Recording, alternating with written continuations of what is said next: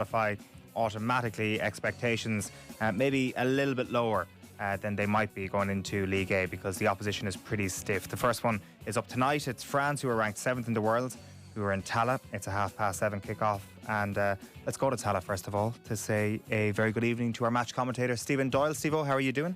I'm very well, Owen. Thank you very much. It's a nice, cool evening here. We're just watching the Irish players going through their last bit of warm-up before kick-off here. The French players already down the tunnel and getting ready to come out here for that 7:30 start. So let's set the scene here then. Ireland in League A as a consequence of winning that promotion relegation playoff with Belgium, a cracking couple of games, and Ireland dramatically holding their place in League A as a result. So they're in a group now with France, Netherlands and Poland. The situation here is that it's straight up Nations League format, but only the top 4 teams are going to qualify for the World Cup automatically. So basically whoever tops this League A group between Ireland, France, Netherlands and Poland is going to Brazil. Then 32 teams are going to go through a playoff process where that number is gradually whittled down to 8 after two-legged rounds. 7 of those 8 are going to go straight to the World Cup, and then the final team is going to have to go through an intercontinental playoff. So in all likelihood, Ireland are going to be looking at those playoffs as opposed to an automatic qualification place. But let's not get there too fast, because if they win tonight, if they upset the French tonight, obviously the conversation maybe pivots a little bit. But Steve-O, we are kind of looking towards, you know, maintaining League A first of all, and probably a good showing and a little bit of progress under Carla Ward over these next 6 games. Yeah, well, I think, to be fair on, and even going back to the last couple of managers, Eileen Gleeson, Vera Pauw, and now Carla Ward as well, they all realised that you have to be playing in the top tier, playing against the best teams to make sure that you make improvements yourself, that you keep on an upward trajectory. Now, Ireland have been in this tier previously. It didn't go very well. Results were pretty bad, but it was Ireland's first time in League A, and they were playing against a much better quality opposition. Now they come into League A this time, I think, where the gap maybe has closed a little bit more between League A and League B. Ireland would still be regarded as, maybe the 3rd or 4th best team in this group. But I think the gap definitely has closed a little bit more between the 3rd and 4th teams and the top 2, which are France and the Dutch. And we've seen that backed up by evidence tonight on, because Poland have just closed out a 2-2 draw with the Dutch in their opening game. Now, not exactly an ideal result for Ireland either, because I think the hope would have been that Poland get beaten by France and the Netherlands in their home and away matches, and then it comes down to Ireland and Poland really essentially playing off for that 3rd place in Nations League A. And to get that 3rd place really means then that you get a better seeding when it comes to that draw that you were talking about just a moment ago. Okay, so we've been through this before. I think we're all up to speed on how it's going to work again. So it's I think finally the Nations League explainers can end. We've been through this repetitively. Give us the team news, Steve. I know Courtney Brosnan's return is probably the big talking point from an Ireland standpoint. Yeah, absolutely. Courtney Brosnan back in the Ireland team. She's doing well for Everton as well in the Women's Super League this season. 3 clean sheets in her 10 matches, but pulling off some incredible saves. We know she had the best save rate in the Women's Super League last season. But she is back in the team. She replaces Grace Maloney. 3 changes in all owned from the side that started the last competitive fixture. That was a defeat in Belgium. But of course, Ireland won over the 2 legs to get into Nations League A. The other 2 changes, Anna Patton is in for Jessie Stapleton in the back 3. Now it says back 4 on the team sheet. I'll come back to that in a moment. And then Megan Connolly replaces Ruisha Littlejohn in the midfield 3. Both Stapleton and Littlejohn drop to the bench for this Ireland team. So it's down as a back 4 with Mustaki left back and Mannion right back, but essentially it will be a back 3. It'll be Anna Patton, Caitlin Hayes and Mustaki as the back 3. You'll have Mannion playing as a right wing back, McCabe as a left wing back. That's how I see it anyway. Olivia might give you a better detail on it. And then the midfield 3 will be as it was against the Belgians. You'll have Denise O'Sullivan playing with Sheva and Connolly then in the midfield 3, and then it'll be Carusa and Murphy up front. Okay, Steve-O, thank you very much for that. Irish Football and Off the Ball is brought to you by Cadbury, a proud sponsor of the Republic of Ireland football teams. And Olivia O'Toole is going to be on co-commentary alongside Steve-O for the evening. So we can say a very good evening to Olivia. How are you doing, Olivia? How you doing? How's it going? All good. So the beginning of any World Cup qualification campaign comes with its own sense of optimism that anything is possible. I think maybe after the Belgian playoff, there was a renewed sense of optimism around this Ireland team. So you take those two things, and I'd imagine there's a lovely energy in Tallaght tonight in front of what will hopefully be around 10,000 people. This is a potentially special campaign starting once again for the Republic of Ireland. Yeah, and it's brilliant that I think the girls is playing France, because as you know, the score in Cork was 3-1. It's a completely different team, but I think the girls will get a lot going into this game from that game in Cork, a bit of confidence, and to me the girls are in great spirits. They're all ready for the game, so just looking forward to it to kick off now. Is that a real thing as a team and as top players, Olivia, that you kind of see the jersey coming to Ireland again and you know that you beat them last time? Because I know the French have kind of come out and said after that, listen, we were just limbering up for our own Olympic Games in front of our own people. Hervé Renard, the former France manager, has been saying that. Can you take that into your own setting? Can you use that as motivation and say to yourselves, listen, we're going to go out and prove them wrong and beat them again? Well, obviously that would give you motivation if he's saying that basically he put out 11 that was just not experienced, just fringe players. So I mean that would give a player motivation to actually go out and do something about the game and make an impact in the game. Yeah, the current manager is Laurent Bonnaday. He's been speaking this week saying Ireland is a difficult team to play against, especially at home, with matches that are always very competitive and physical. It's like you can copy and paste anything anybody says about the men's or women's team and paste them into the manager that's about to play the Republic of Ireland, and it tends to fit. However, Carla Ward has kind of doubled down on this week as well. Ireland have narrowed the pitch at Tallaght, so they're going to play in the smallest allowable pitch in order to condense the game. So under FIFA regulations, you can have a minimum pitch size of 100 metres long by 64 metres wide. Yeah. So those are the parameters under which Ireland want to play tonight. And speaking about this, Carla Ward was saying we're coming up against the best in the world. 1% matter. I couldn't tell you what it was before. I can only tell you what FIFA guidelines are. And good teams want space, she went on to say. When you play somewhere like the Aviva, it definitely gives the advantage to the better, on paper, the better opposition. We've got to make it difficult. I mean, you got to do what you got to do in these situations. The marginal gains, as they say, Olivia, are all important. Exactly, like that margin, it means the world to the girls. Like, I mean, it stops the French from playing, it stops them from spreading the ball. Like any margin that you can get that gives the home team an advantage, you're obviously going to use it. And but as I said, the girls need to be on their toes because the French can play football, but so can we. And it's very interesting.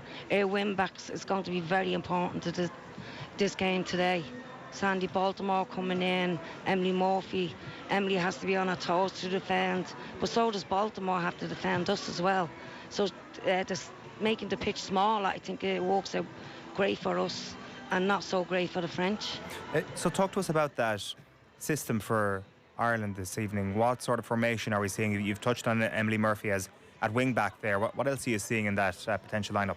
Well, the Emily Murphy on her wing back is the other wing back. They have to be under, like, straight away. Down, close them down. Don't let them play. Her wing backs is so important tonight. But plus her centre half. Wing backs, they have to play together. Midfield have to play together. We have to stay compact. We can't let the French play. If we let the French play, I can see the game going not so good for us, but if we close them down, I think the French they won't like that.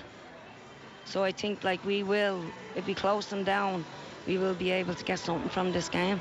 Is that something that you think Ireland have got better at over the past few windows? Because it's a really interesting place that this Ireland team is at. When they were in League B, which feels like many moons ago at this point, they were the dominant team. They had more of the ball and they slaughtered opponents. And then when they got up to League A for the first time, there was a bit of a rude awakening. But it kind of feels that maybe that game in Páirc Uí Chaoimh is while it wasn't overly important in terms of topping that league because they didn't, maybe it gives this team some sort of belief that they can go up against quote-unquote better opponents and instill their game plan and get a positive result from the game.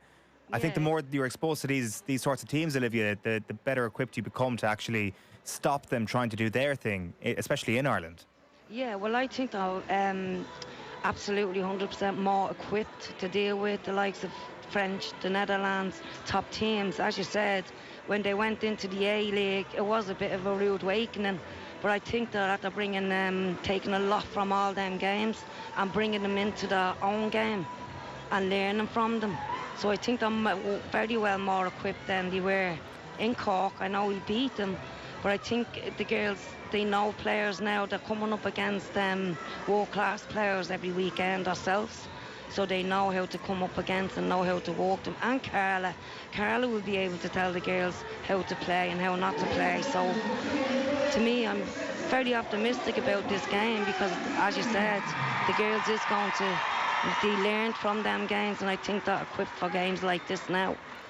As a final point, Olivia, before we let you go to give yourself a few minutes before kick-off, what's your general sense of, walking into the stadium this evening, talking to people this week? As we say, it's match day 1 of hopefully a campaign that'll last all the way until the summer of 2027, summer in Brazil. That's where we want to see this team get to. What is the genuine level of optimism around this team that they can achieve that goal, not just within this 6 games, but obviously in the playoffs that might come beyond these 6 games?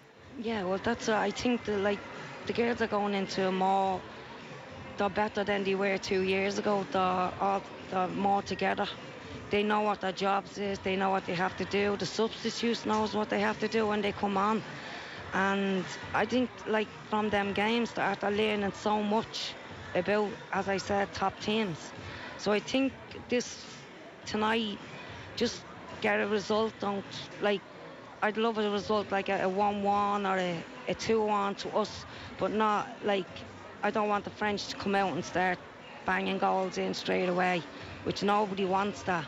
But the feeling I'm getting on outside is, by people talking to them, they think that we can get something from this game. And the girls are absolutely 100% up for it. Well, they'll be hoping that optimism comes to fruition over the next couple of hours. Olivia O'Toole, thank you very much for that. Olivia, alongside Stephen Doyle, for our live match commentary this evening. It's a 7:30 kickoff there at Tallaght Stadium.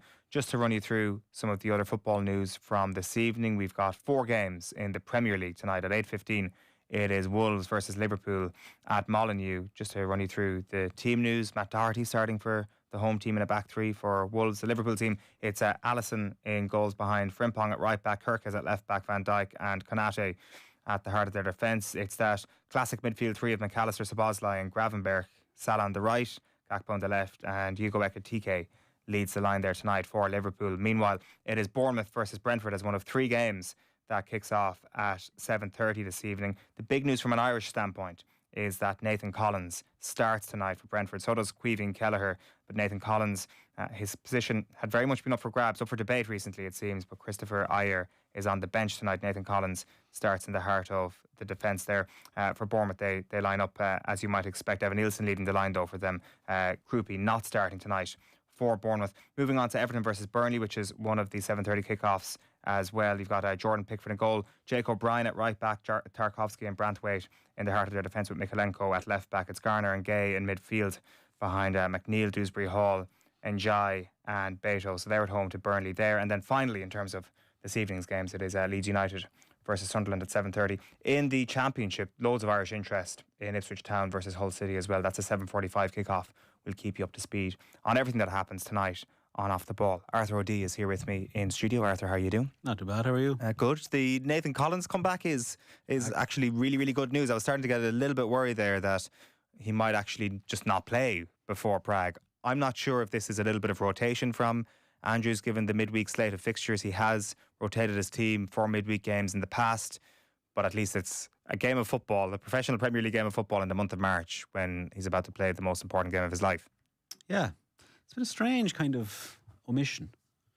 I'm trying to get into, not to get at the bottom of it, there's a logic to it, I suppose, not breaking up what was an effective pair, but it is, I kind of thought he was a bit, and I'm guilty, I'm not watching 90 minutes of Brentford every week, but I got the impression as club captain he would have been a bit more indispensable. But it's great to be back, because I think, funnily enough, talking to Ben, they're playing Monday night, I think, next. They have the FA Cup. Oh yeah, it is Monday night game against West Ham. So there's a bit of a gap, so it doesn't mean, I suppose, because I presume at this point of the season they'll definitely have one eye on Europe, but you also think there's a real chance to go a bit deeper in the Cup. So maybe, I suppose it depends which they're holding up as the most important game of the week. Well, you'd have to say that the teams around them are looking far from perfect. So you'd have to write Manchester United swoon off from happening. That's not happening. Manchester United are qualifying for the Champions League. Aston Villa are dropping like a stone at the moment, maybe too far ahead of Brentford at this point. 8 points clear. You wouldn't expect them to drop any further. But there's still a little bit of frailty, or a little bit of uncertainty, let's say, just about Liverpool and about Chelsea at the moment. Maybe Liverpool have cracked the whole set piece thing and are actually going to be free scoring between now and the end of the season, and some of the doubts that you might have about them defensively just won't become much of an issue. But Chelsea, you wouldn't be overly confident of them holding their form, which has been patchy enough recently. And then Brentford have a 3-point lead on Everton. I just think the European qualification prospects are massive for Brentford this season, so it's a real Sophie's choice if you had to choose between the two of them. It is. And sorry, maybe it's just so simple of a case of he had been out of the team, he has shown it in training, and it's a case of, right, you've done enough to get back in, and you are a starter player in that back two, and that's it. That's fair play. You've restored yourself again. Maybe it's as simple as that. Maybe it's a blessing in disguise. I don't like. It doesn't gather me. I wouldn't gather that there's any kind of. It's not a pity selection. I suspect if he's in there on merit, and that's great. That can only bode well.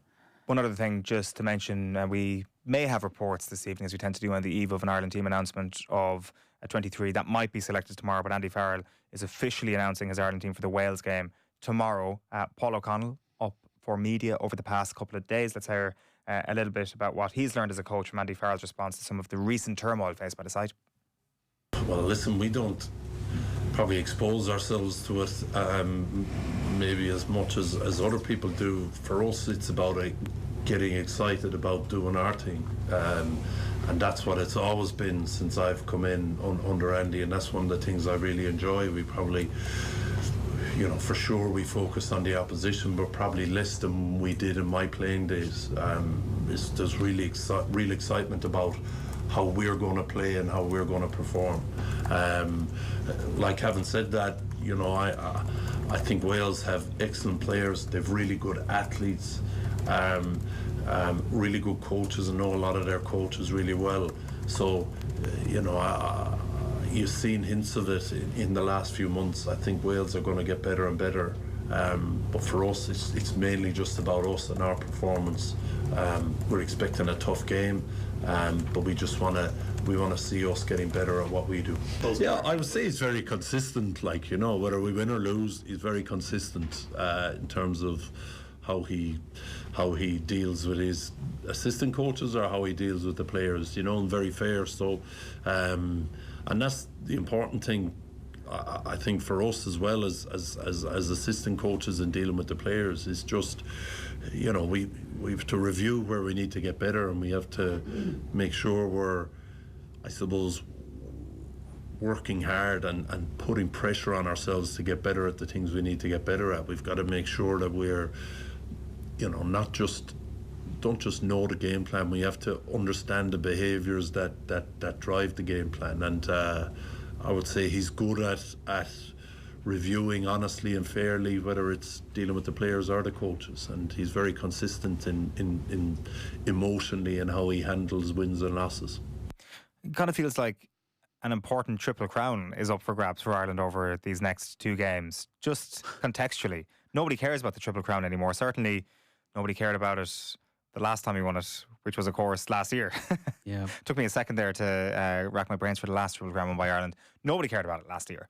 Whereas this year, the context would be, they've rebounded from what happened in Paris to beat England, Wales. And also that Scotland win on the final day is not a given whatsoever, given the way Scotland have beaten England as well. So I think there'd be a really positive outlook on O'Connell and on Farrell and that whole setup after this, even if it's a simple old triple crown which we've taken for granted for 20 years. Nobody, it's not going to be 2004 all over again or whatever. It's not going to be people that are going, we won the triple crown. No. It's like, it's more like we might be back. We bet England, we bet Scotland, and, Wales are Wales.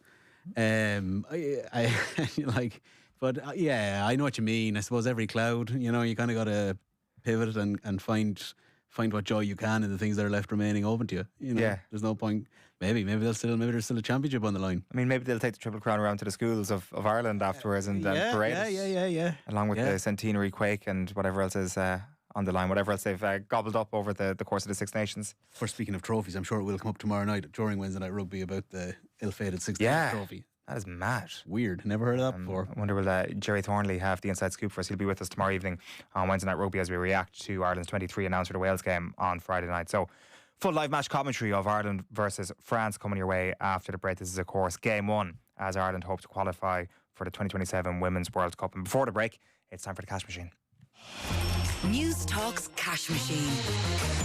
Now, there was another massive winner on the cash machine last Friday, and there's a huge amount to be won this week. The number you need to know is €202,000, and there are two ways you can enter. You can visit newstalk.com/cash machine, where you can enter online, or you can text play to 57557. That's 57557. You have to get your entry in by 3 p.m. this Friday. Then across the Go Loud network of stations, someone will get that call. If your phone rings, you have to answer it within 5 rings. Give us the exact amount in euro and cent, and you'll win the cash. So remember that amount one more time, €202,000. Over 18s only, text costs €2.50 plus your standard message rate to play. You're playing across the Go Loud network of stations, and terms and conditions are on newstalk.com. The news round on Off the Ball. Ready, set, roar! This is Cheltenham with live score bet. Total action, they're off and running. Total thrill, the finish line awaits. Total triumph, history written. Experience the Cheltenham Festival with live score bet. This is total betting. Terms and conditions apply. Bet responsibly. Gamblingcare.ie. 18+. SSE Airtricity brings a different kind of energy. So you can bring your fourth coffee has just kicked in energy. Or your how hard can this DIY thing really be energy. And we bring you savings, like 35% off electricity and €115 off your first bill, saving you up to €719. Switch today at ssceairtricity.com. SSE Airtricity, a different kind of energy. EAB €1,405. Offer available to new domestic customers from January 23rd, 2026. Rates valid October 20th, 2025. For T's and C's, tariff, standing charges, claim verification, exit fee, see ssceairtricity.com. It's not just that the next storm could destroy everything Awamahoro and her family have built. It's not just that she supports 3 generations of her family on 60 cents a day. In Rwanda, poverty and climate change hit women and children the hardest. And it's not just. Please support the Trócaire Box Appeal this Lent, because it's not just a box, it's a lifeline. Visit trócaire.org or call 1800 408 408. Trócaire, together for a just world. Simplify your everyday with the new Samsung Galaxy S26 Ultra's powerful Galaxy AI on Vodafone's 5G network. Pre-order now for €0 upfront and double your storage for a limited time only when you switch to our unlimited bill pay plan. Vodafone. Together we can. AI stands for Artificial Intelligence, subject to availability. New bill pay customers only on our 24-month unlimited €65 plan. Offer ends 11th of March 2026. Each April, the price of your plan will increase by €3.50 per month. For full terms, see vodafone.ie/terms. Hello, Jude here from Elephant Storage, an Irish family-run business in Dublin and Meath. Storage removals and packing supplies. Picture a 5-star hotel with 800 own key storerooms. Come and go as you wish, stay as long as you like. Plus, book online and get 25% off moving boxes and packing supplies. Visit elephant.ie or call 01 494 0000. Elephant, the hotel for your goods. The stars of the overlap. Live at 3 Arena, March 25th. Right over my head, that. Featuring Gary Neville, Wayne Rooney and Jamie Carragher. Hosted by Kelly Cates. It was the most brutal press conference you'll ever see in your life. Tickets from $65.70 are on sale now. Maybe subject to fees. Presented by Aiken Promotions. The IMRO award-winning sports programme. Off the Ball. This is News Talk. Right then, the Republic of Ireland Women's 2027 World Cup qualification campaign is 3 minutes away from getting up and running. They have narrowed the pitch, rolled out the red carpet in that way for the visit of France, and we've got full match coverage for you tonight on Off the Ball. So let's get you over to Tallaght Stadium. Your commentary team is Olivia O'Toole and first Stephen Doyle, who is not there right now.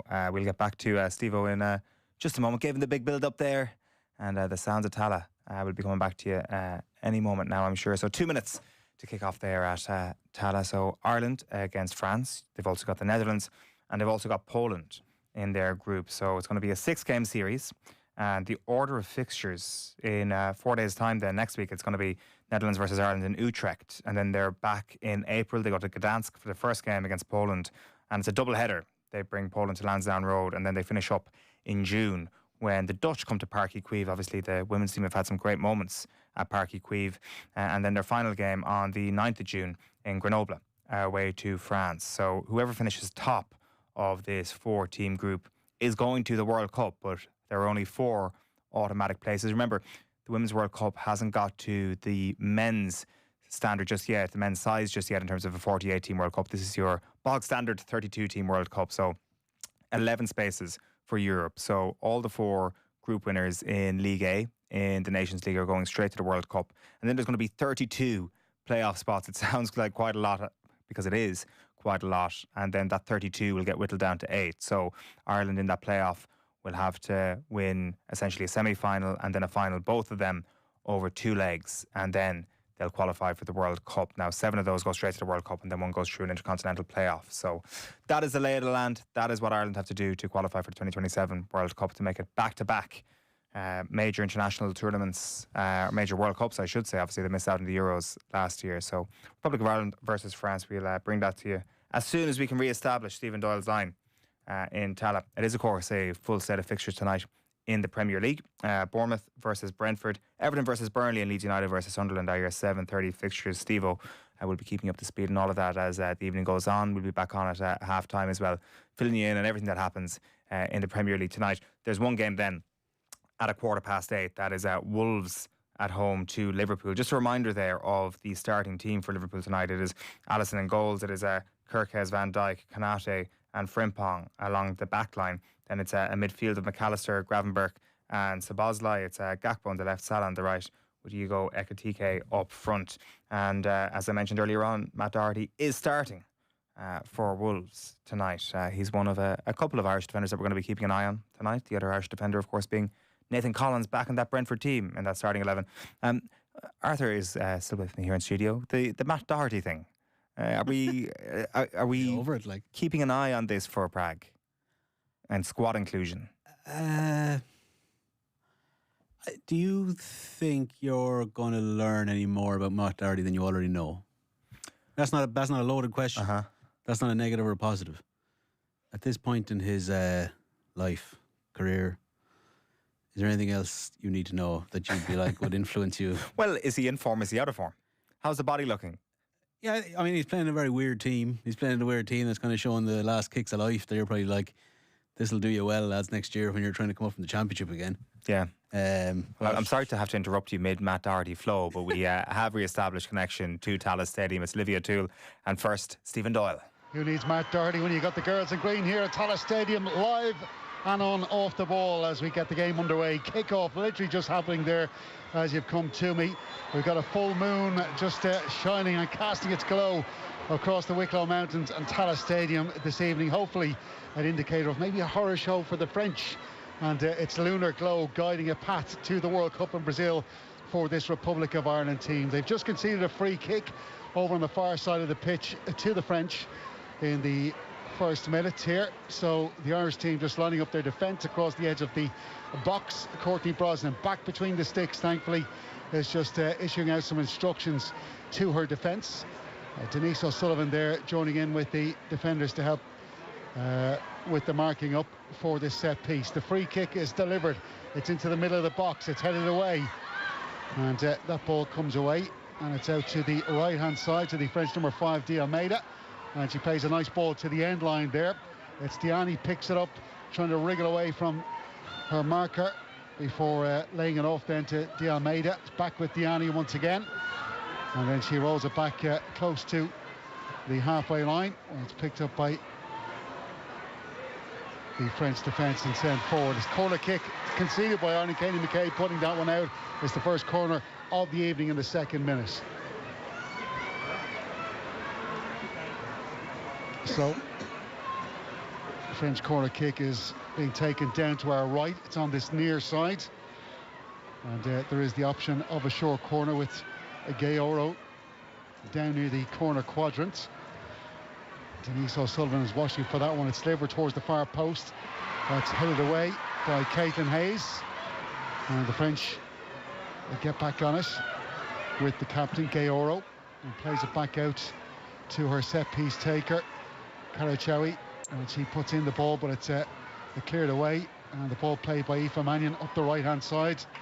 And that was being delivered towards Emily Murphy, but it's knocked out of play by the French. So a throw into Ireland, and midway up their own half, closer to the halfway line. And as expected, Ireland playing with that back three and the wing backs as well on the left and right. Just to give you a run through that starting Ireland team, it's Brosnan in goal, the back five with Mannion on the right hand side, Katie McCabe on the left, and then it's Hayes, Mustaki and Patton as the back three. And here's Denise O'Sullivan on the attack, plays a lovely through ball to Emily Murphy. Murphy's taken down, has to be a free kick surely, and the referee does blow, and it's going to be a yellow card. So an early yellow card for the French, gone to the number 5, De Almeida, and a free kick to Ireland just outside the D. A brilliant move there from Ireland. Absolutely, Stephen, and it was a little ball through to Denise, and Denise gave it to Emily to run onto, and she's after being fouled, so this is where we're after getting the free kick from. And I think it's going to be Katie that's going to take it, and absolutely, like, it's a great chance for us at the moment. Super stuff, and De Almeida will now have to watch herself, having been booked early on. Certainly no question of it. There was a French defender just to her left, and probably lucky for her because she might have got a red card had it not been the case. Yeah, if she hadn't been there, there would have been a straight red card. She's lucky that she was coming in behind her. So, free kick for Ireland here. It's about 22 yards out. Connolly standing over this with McCabe. And just off to their right then is Denise O'Sullivan on the edge of the box. It's a 4-woman wall, and it's hit.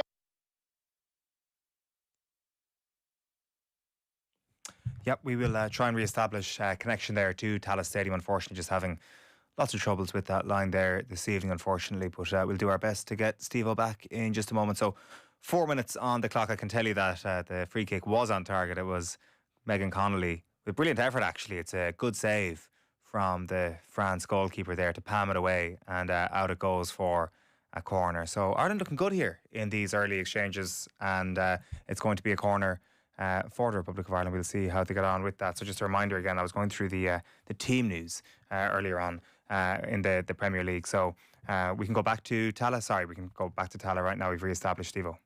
So right-footed corner kick coming in for the Republic of Ireland. It's a real Malia bodies in that 6-yard box. It's headed away. Katie McCabe puts it back in. Yeah, that line is just not doing it. It keeps cutting out. So we're going to have to leave that there. We'll go to a commercial break in just a moment. But just to keep you up to speed on the Premier League fixtures this evening. So Everton versus Burnley has just kicked off. 5 minutes gone in that one. So we do, of course, have Irish interest in this. It is Jake O'Brien who's starting at right back, as you'd expect for Everton at the moment. Jordan Pickford's in goals. It's O'Brien, Tarkovsky, Branthwaite and Mikalenko across the back line. It's Gay and Garner behind Dewsbury, Hall, McNeil and Njai, and Beto up front for Everton. Arthur is back with me in studios. We're watching the early exchanges here of the Republic of Ireland game. The pitch narrowing situation, Arthur. I mean, this is what you want to. This is what you want to see from a Republic of Ireland manager, is to take the battle to France before a ball has even been kicked. Absolutely. It's a great. You love to see the kind of the thinking that goes into it. I'm not so sure about the showing of the thinking. Would you have said it? Maybe it was noticed. Maybe it was noticed. I'm not privy to how it actually came up in the press conference, but I suspect it might have been thrown at her. I'd say there might have been a bit of information that was known from the press room. We might take a quick break if that's doable, and we might just try and re-establish this line, and we'll get back to you very, very shortly. Off the ball on News Talk. Future Proof with Jonathan McCrae.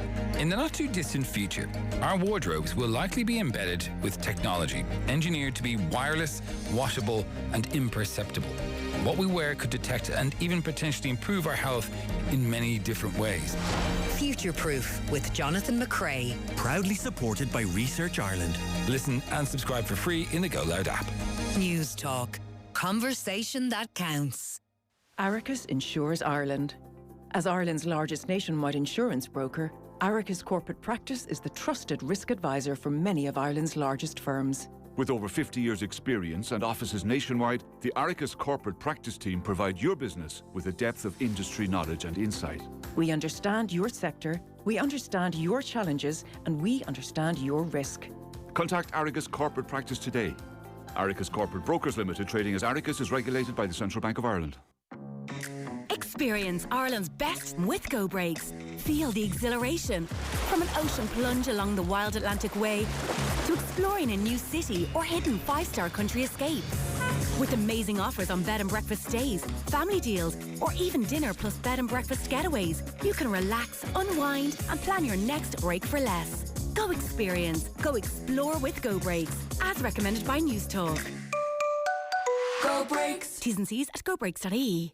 Virgin Media's 5 gig broadband isn't just smooth, it's fast too.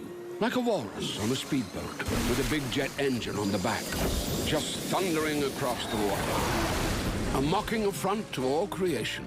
For no mere walrus was ever meant to move such as this. That's the kind of speed you get with Ireland's fastest broadband, powered by Virgin Media. It's playtime. Subject to location and availability. T's and C's apply. See virginmedia.ie. March is Guaranteed Irish Month, so remember to look out for the G in trusted retail stores and at forecourts nationwide. It signals you're choosing to support local. What makes Guaranteed Irish retailers different is their commitment to supporting quality jobs, giving back to their community and delivering local value, using the local suppliers where possible. So this March, look for the G and thank you for supporting local. Guaranteed Irish, supporting business that supports Ireland. The stars of the overlap. Live at 3 Arena, March 25th. Right over my head, that. Featuring Gary Neville, Wayne Rooney and Jamie Carragher. Hosted by Kelly Cates. It was the most brutal press conference you'll ever see in your life. Tickets from $65.70 are on sale now. Maybe subject to fees. Presented by Aiken Promotions. With Dunnes Stores Click and Collect, you simply select your groceries online and... here's what happens next. Our team of grocery experts take your shopping list and travel around our aisles with a trolley, carefully selecting your chosen items, then hand deliver them to your car at your chosen time for free. All of which means more time to yourself. Dunnes Stores Click and Collect. Order by noon, collect the same day. Terms and conditions apply. The IMRO award-winning sports programme, Off the Ball. This is News Talk. Welcome back. 9.5 minutes gone at Tallaght Stadium. It's Ireland 0, France 0. Fingers crossed. Stephen Doyle and Olivia O'Toole are there in crystal clear quality. Steve-O. Yeah, I'm blaming the full moon on this one. But Ireland on the attack here. Ball into the box. Could be a chance here.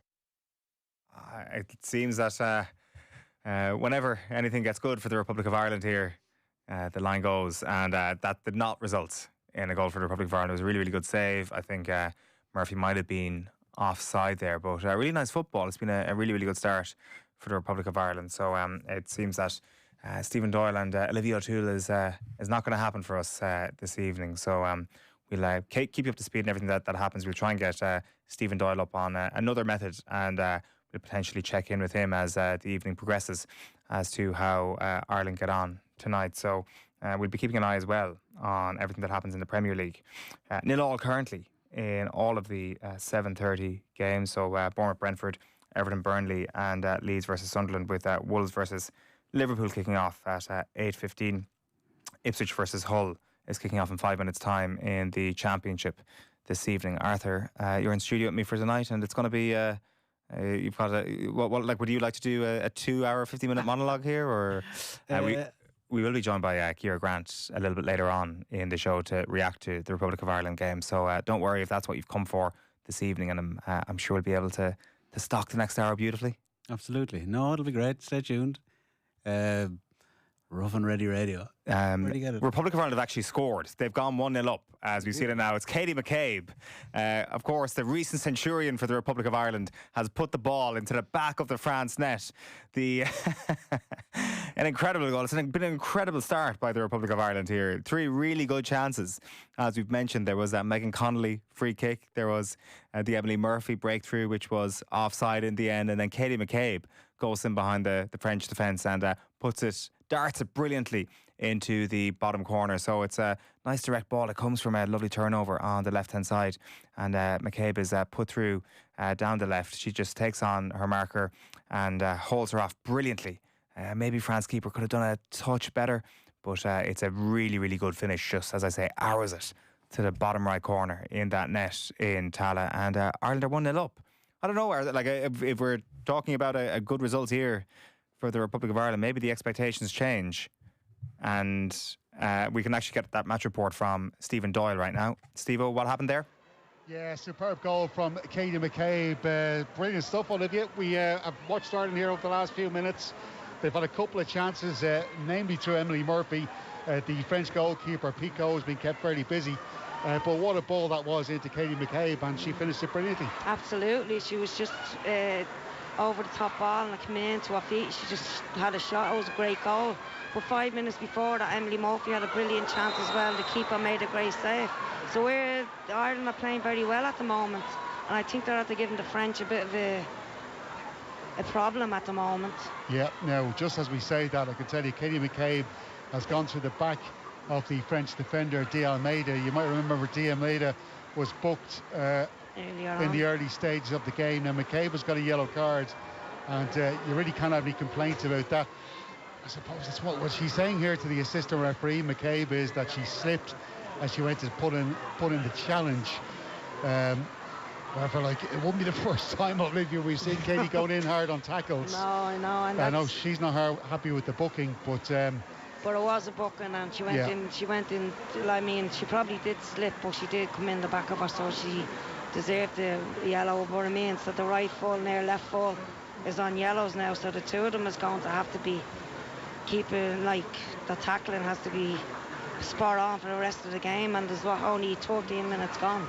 Yeah. So that's the French right full and their left full on yellow cards. So I wouldn't be surprised even if somebody to see a red card in this game today. Well, as it stands, it is the Republic of Ireland 1, France 0.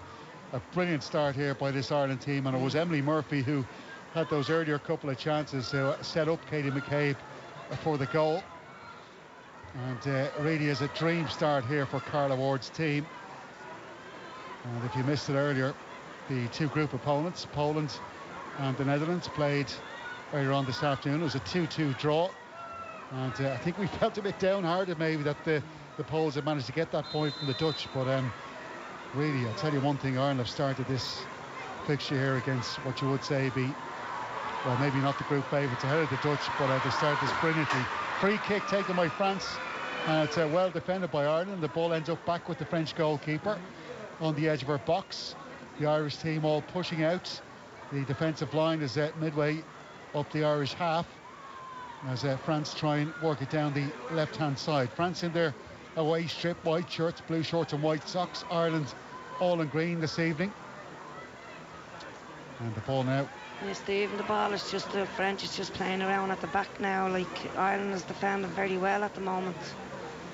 Yeah, Samura plays that across to Elakar. And then it goes out to the left-hand side.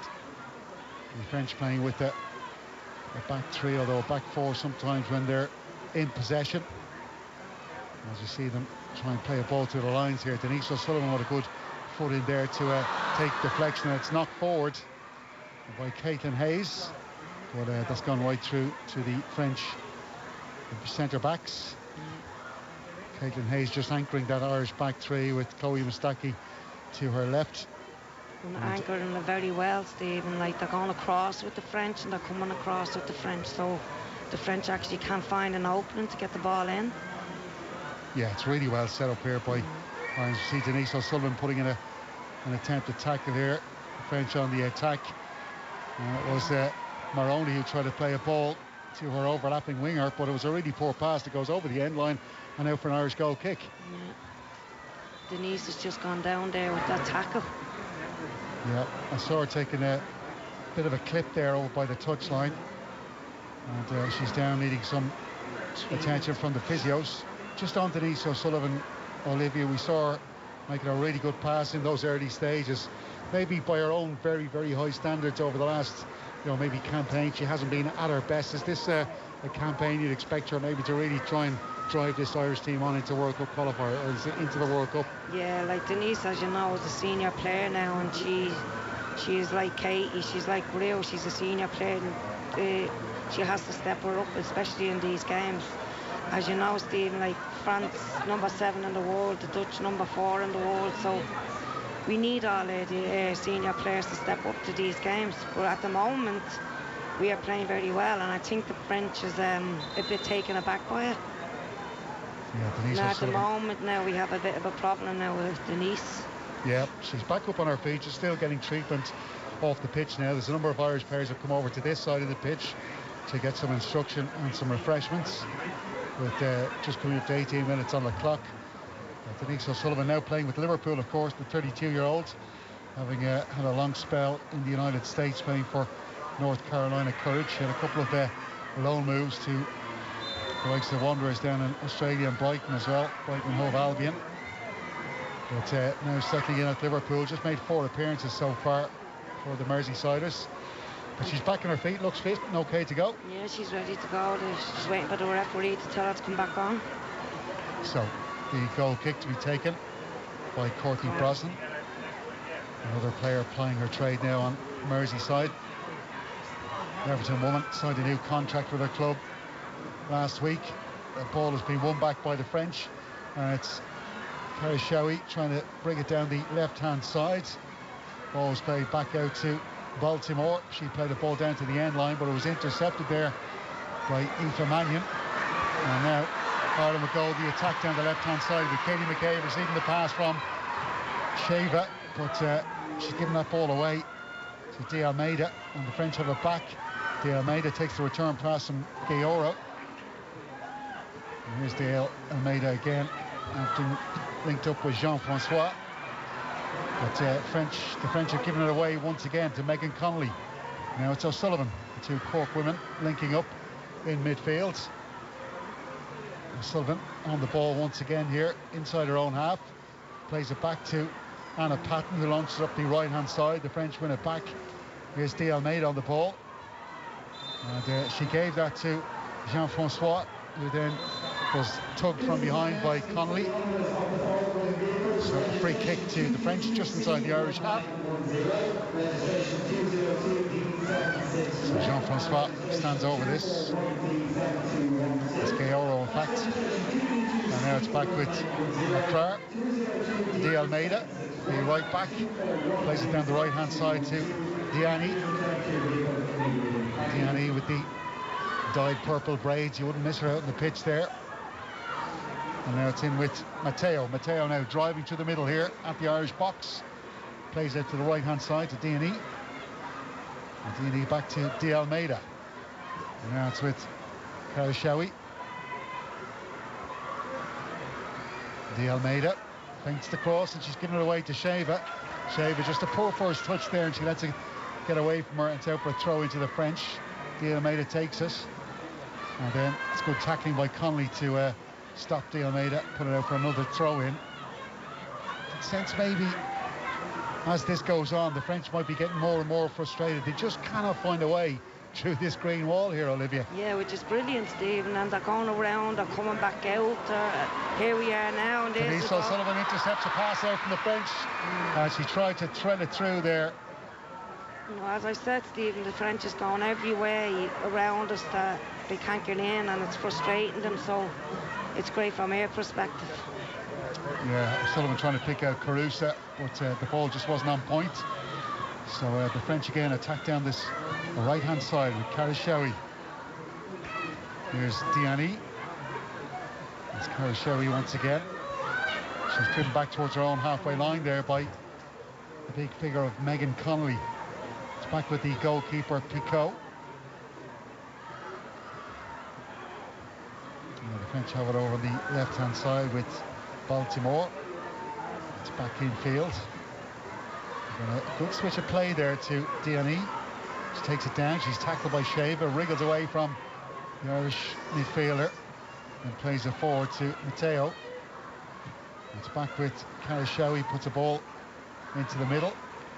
And again, the French, these small little triangles eventually leak into the box. There's a shot from Matteo that's blocked down. It was good defending there by Caitlin Hayes, and the follow-up shot from D&E. And that has gone out for a goal kick. It was a really poor effort from the French winger. Yeah, it was actually, Stephen. She just misplaced it there. But Katie came in and made it awkward for us, so it went wide. Yeah, and huge kudos to Caitlin Hayes for blocking the initial shot. And I know when Louise Quinn decided to retire from international football, a lot of worries about who might replace her as the big totem in the Irish defence. And I'll tell you one thing, Caitlin Hayes certainly looks like a very domineering figure in there. Absolutely, Stephen. She's having a great game at the moment. Huge experience. The French on the left-hand side. Ball's with Maroney. And she plays it down to Baltimore. Gets tackled in by the Irish centre-back, Anna Patton. Puts it in for a throw-in, the Aston Villa woman. So throw into the French over on that far side. Midway through the first half here at Tallaght Stadium, it is Ireland 1, France 0. And a throw-in doesn't come to anything. The French are then cut offside when a pass was made from that throw-in. And it's going to be a free kick out to Ireland. Courtney Brosnan. It's Anna Patton standing over the ball that she called Brosnan over. And I think that's something Ireland need to look at now for the rest of the game, is just if you can delay a few seconds here and there, Olivia. Yeah, absolutely. I mean, we're winning, and when you're winning, you slow the game down, and let Courtney do all the free kicks out of the box and at the edge of the box, move the girls up, get as far as up the pitch that we can. Because as you said, Stephen, to me the French look very frustrated because they're not getting in behind us, and when they do, they're offside or the ball is going out. So our girls are doing great at the moment. Yeah, really well organised Irish team playing against this French team who are on the attack in the right channel. Ball played out to De Almeida, and she plays a ball to the end line. She was looking for that underlapping run of D&E, who went around Katie McKay, but there was way too much pace in the ball. It's gone out for a goal kick to Ireland. But Denise O'Sullivan has just run over to the Irish bench there, looking to get the strapping on her knee looked at, and perhaps just going back to the earlier issue that she had.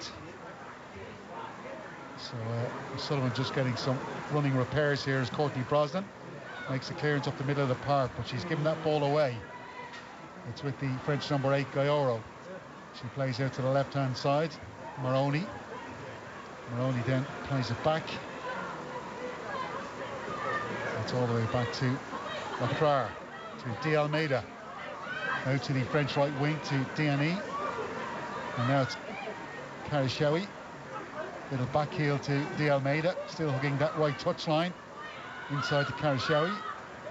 Karashawi has Sheva in front of her. Decides to go with De Almeida, and she gets it back and then puts a long cross into the Irish box. It's over the head for Anna Patton, and it dropped to one of the French players, but Ireland cleared away. And eventually Aoife Mannion comes in there. That's a cool, calm pass out to Megan Connolly, but Connolly's then giving it away. She pushed over one of the French players, but the referee says play on. Karashawi's going to have a shot from distance, and it just goes past the left post of the Irish goalkeeper, Courtney Brosnan. She was happy to let it go. Another goal kick to Ireland, but just a couple of small little mistakes there from Ireland, and they just need to be a bit tighter on those. Yeah, well, Courtney's kick out went straight to a French player, so we don't want that to be happening. Courtney needs to find a player. The French is, I feel like they're coming on in the game. They're getting on top of us now, so our girls need to do what you were doing the first 5 minutes, closing them down and getting on top of them. So that goal kick comes off the head of Mannion to O'Sullivan. O'Sullivan then is tackled on that far side, but it's come off the Irish player last, and it will be a throw into the French just inside the Irish half. So French team just looking for an option there. The throw in is to Jean-Francois. She goes down, not being tackled, but the ball squirts away, and the French go on the attack I should say Baltimore on the left-hand side. She skips into the Irish box. She gets tackled though. Really good challenge by O'Sullivan. Had to be accurate in the area, and it's cleared away. O'Sullivan again. Picks up the ball that was knocked back in, O'Sullivan, and then runs into traffic. And the French have it back again with Karashawi. It's back to Lacroix.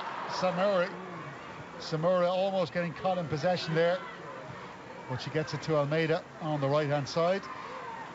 Diani, watched closely there by McCabe and Sheva, plays across the edge of the area.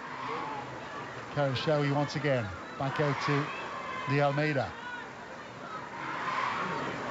It's Karashawi, goes around the outside of Sheva, then plays the ball to Di Almeida, hits the first time. That cross is intercepted by Chloe Mustaki, and then a shot from outside the box by Gaoro, and that's well over the bar. Another goal kick to Ireland. Well, since that Katie McCabe goal was scored for Ireland in the 12th minute, it really has been all France in terms of possession, and not exactly what you'll always see from this French team. They are sometimes happy to let the opposition have the ball, lure you into traps in their own half and try and hit teams on the break, but since Ireland have gone a goal up, they really are trying to put the pressure on. There's a flag up from the assistant referee here. The referee has allowed play to continue. There's a flag up for offside, but play goes on. Here's Aoife Mannion clearing the ball from the edge of her box, looking for Murphy, but it's picked up by Samura, and then it's out to Almeida. Almeida, little back heel to DNE. She's been watched closely by McCabe, slips the ball into Karashawi inside the box. She plays it across, and the French just can't seem to get a shot away here. There's an Irish defender there every time they turn. And eventually that ball's cleared out for a corner kick. I think that the reason why she didn't blow for offside, it was one of her players that hit the ball back, Stephen, so that's why it wasn't called. And we have a corner now from this. Good refereeing by Tess Olofsson, Swedish referee in charge of the action here tonight. So Karashawi with another corner for Les Bleus. And Gaoro is there offering the option of a short one, but Karashawi goes deep to the back post, headed up in the air by Hayes, and it does bounce out for another corner kick to the French. This one over on that far side. Ireland defending the south stand here at Tallaght Stadium in this first half. As we approach the 30-minute mark, it is still Ireland 1, France 0 in this opening World Cup qualifier in Nations League A. So France with the ball over the far side. It's going to be a right-footed in-swinger from Gaoro. This one is short towards the near post, comes off the back of Katie McCabe's head, and then there's a good long clearance there from Kira Carusa, but the ball intercepted by Samura. Pokes it forward to Karashawi. She goes back to Samura, and it's Karashawi once again under pressure there from Murphy, but she turns, gets the pass away to Almeida. Almeida out to Karashawi on the halfway line. Jean-Francois was in there to help out. Samura then back in her own half, plays that ball across to Lacroix, and now it's in with Jean-Francois once again, but Ireland have it back. Aoife Mannion with the tackle, plays it back to Patton. Patton plays the ball up the right hand side, and it just gets away from Carusa. She tried to bring it down, and it's gone out for a throw into the French in French territory. I think we need just to get the ball, Stephen, and just get a few passes together, because the French are on top now the last 10 to 15 minutes, and the girls are under big pressure. And you don't want to be inviting that opposition team onto you, do you? No. Here is the French from the throw-in. It's knocked forward by Lacroix. And here's a ball down the left-hand side, and there was almost latched onto down that left-hand side, but Caitlin Hayes came out to put the ball out for a throw-in. And Megan Connolly's intercepted a French pass. She plays it forward to Kira Carusa. Carusa again miscontrols, and it's all the way back then to Samura. She passes to D'Almeida, and then she goes back to her goalkeeper, Picot. Out to Samura. So the French will go again. It's on the left-hand side with Moroni. Moroni turns away from Denise O'Sullivan, plays it across then to Jean-Francois. They try to play it forward, but Patton intercepts. Patton with the ball to O'Sullivan. Then it's played back to Caitlin Hayes. Caitlin Hayes told to go back to her goalkeeper by Chloe Mustaki, who then receives the pass from Brosnan. Then it's out to McCabe. McCabe infield to Sheva. Sheva just needs to watch her first touch there. And she manages to get away from two French players and play it up the line. Lovely dummy from Emily Murphy. Murphy down the left wing. And then she gets tackled. And that could be a free kick. No, in fact, it's going to be a throw into the French. So Emily Murphy with the tackle on Samura. The referee deems it to have gone out for a throw in, which D'Almeida takes. And that's a really poor pass by the French. They give it away to Denise O'Sullivan. She's about 30 yards from the French goal. Gives it to Sheva. Sheva turns away from D&E. And then the ball bounces kindly for Megan Connolly. She plays it to Katie McCabe. McCabe gets tackled by D&E, and D&E gets it back for the French. It's with Karashawi over the halfway line. Watched closely by Marissa Sheva. And then decides to go back to her centre half, Leclerc. And it's Moroni. To Baltimore, back to Moroni, and then back to Leclerc. And Leclerc plays it out to Almeida on this right side. She's got a bit of space here. Plays it to D&E. She passes back to Karashawi, then it's out to D'Almeida. And then infield to Gayoro. Gayoro plays it across to Moroni on the left-hand side. She plays it to Baltimore, who's got chalk on her boots there from the touchline. And now it's all the way back to Leclerc. It's still inside the Irish half. Baltimore tries a little flick around the corner there to Moroni, but Ireland win it back. That's a good hold-up play there by Emily Murphy. And then she manages to get away from the defender who had almost got the ball off, and she plays it forward here for Carusa. Carusa chasing, but Samura got there between her, or ahead of her, and passes back to her goalkeeper. And then it's played out to the left-hand side to Samura, who then gets support from Moroni. That was a bit bad there, like over the top. Caruso was nearly in, like fair play to the defender. She got in front of her. Another chance for Ireland going forward. And Emily Murphy, who got the assist, as we see a stoppage in play here for some treatment for one of the French players. You can see who's down there, the players lying on their back, but Emily Murphy with the assist. But her general play has been excellent any time she's gone on the ball here tonight, Olivia. Yeah, she's holding her up, she's given it back, she's received it, and she's looking for players when she gets the ball as well. She's playing absolutely brilliant, Emily, at the moment. But I feel like if the team needs to, as I said, get a hold of the ball, get a few passes together, because the French is on top at the moment. But this rest now might assert the girls and get them back in. So treatment continues for the French player, and in fact it is their centre half, Maëlle Leclerc. Emily Murphy, just 23 years of age, with Newcastle United, formerly of Birmingham and Chelsea. As you see the French player going off, and we'll wait for her to return in a moment. The referee just waiting for, she's waiting for something here before getting the game restarted. Katie McCabe issuing some instructions to her teammates here. So we're just past the 35-minute mark, so just under 10 minutes to go in this first half. Ireland still with the 1-0 lead, thanks to the goal from Katie McCabe. And McCabe, it seems, must have gone off as well. She's waiting for the fourth official to allow her to come back on, which has just happened.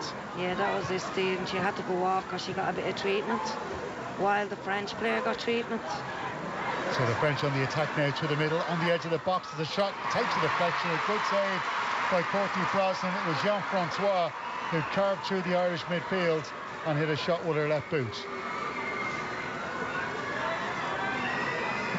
Now, ball cleared away by Chloe Mustaki up the middle of the pitch. The French win it back. It was Ball now with Karashawi. She gets away from Sheva, plays out to Diani, who's on the edge of the Irish box on the right-hand side, trying to weave past Katie McCabe. Gets a right foot across to the back post.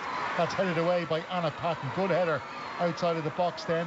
It's picked up by Maroney, and she plays it across to Jean-Francois, and now it's with De Almeida. Her cross is blocked away by Katie McCabe, and Emily Murphy knocks it up the field and tries to chase it, but she gets to the halfway line and decides to leave it there for the French goalkeeper Picot, who then plays it forward to Samura. Samura across then to Lacroix, who looks okay after that little knock she took moments ago. And the French now down the left-hand side. It's a lovely bit of play by Matteo, and it's gone back out to Baltimore. She's inside the box, lays it off for Matteo. She has a shot. Brilliant block there. Caitlin Hayes throwing her body in front of the effort from the French. Baltimore now tying herself up in knots here. She loses the ball to Mannion, with Caruso doing all the hard work. Here's Emily Murphy now down the right-hand side. She's got two French players in front of her. She has to hold her run. Lays it off for Mannion. Nice little ball over the top up the right-hand side for Denise O'Sullivan. But just as she's about to get there, that was good marking there by Samura. She came across just to sweep it up and knock it down the left-hand side. But some really clever football from Ireland there, and especially Aoife Mannion with that ball over the top. Absolutely, for Denise to run on to. Only the defender got there before Denise. We would have had a great chance. Great ball over the top.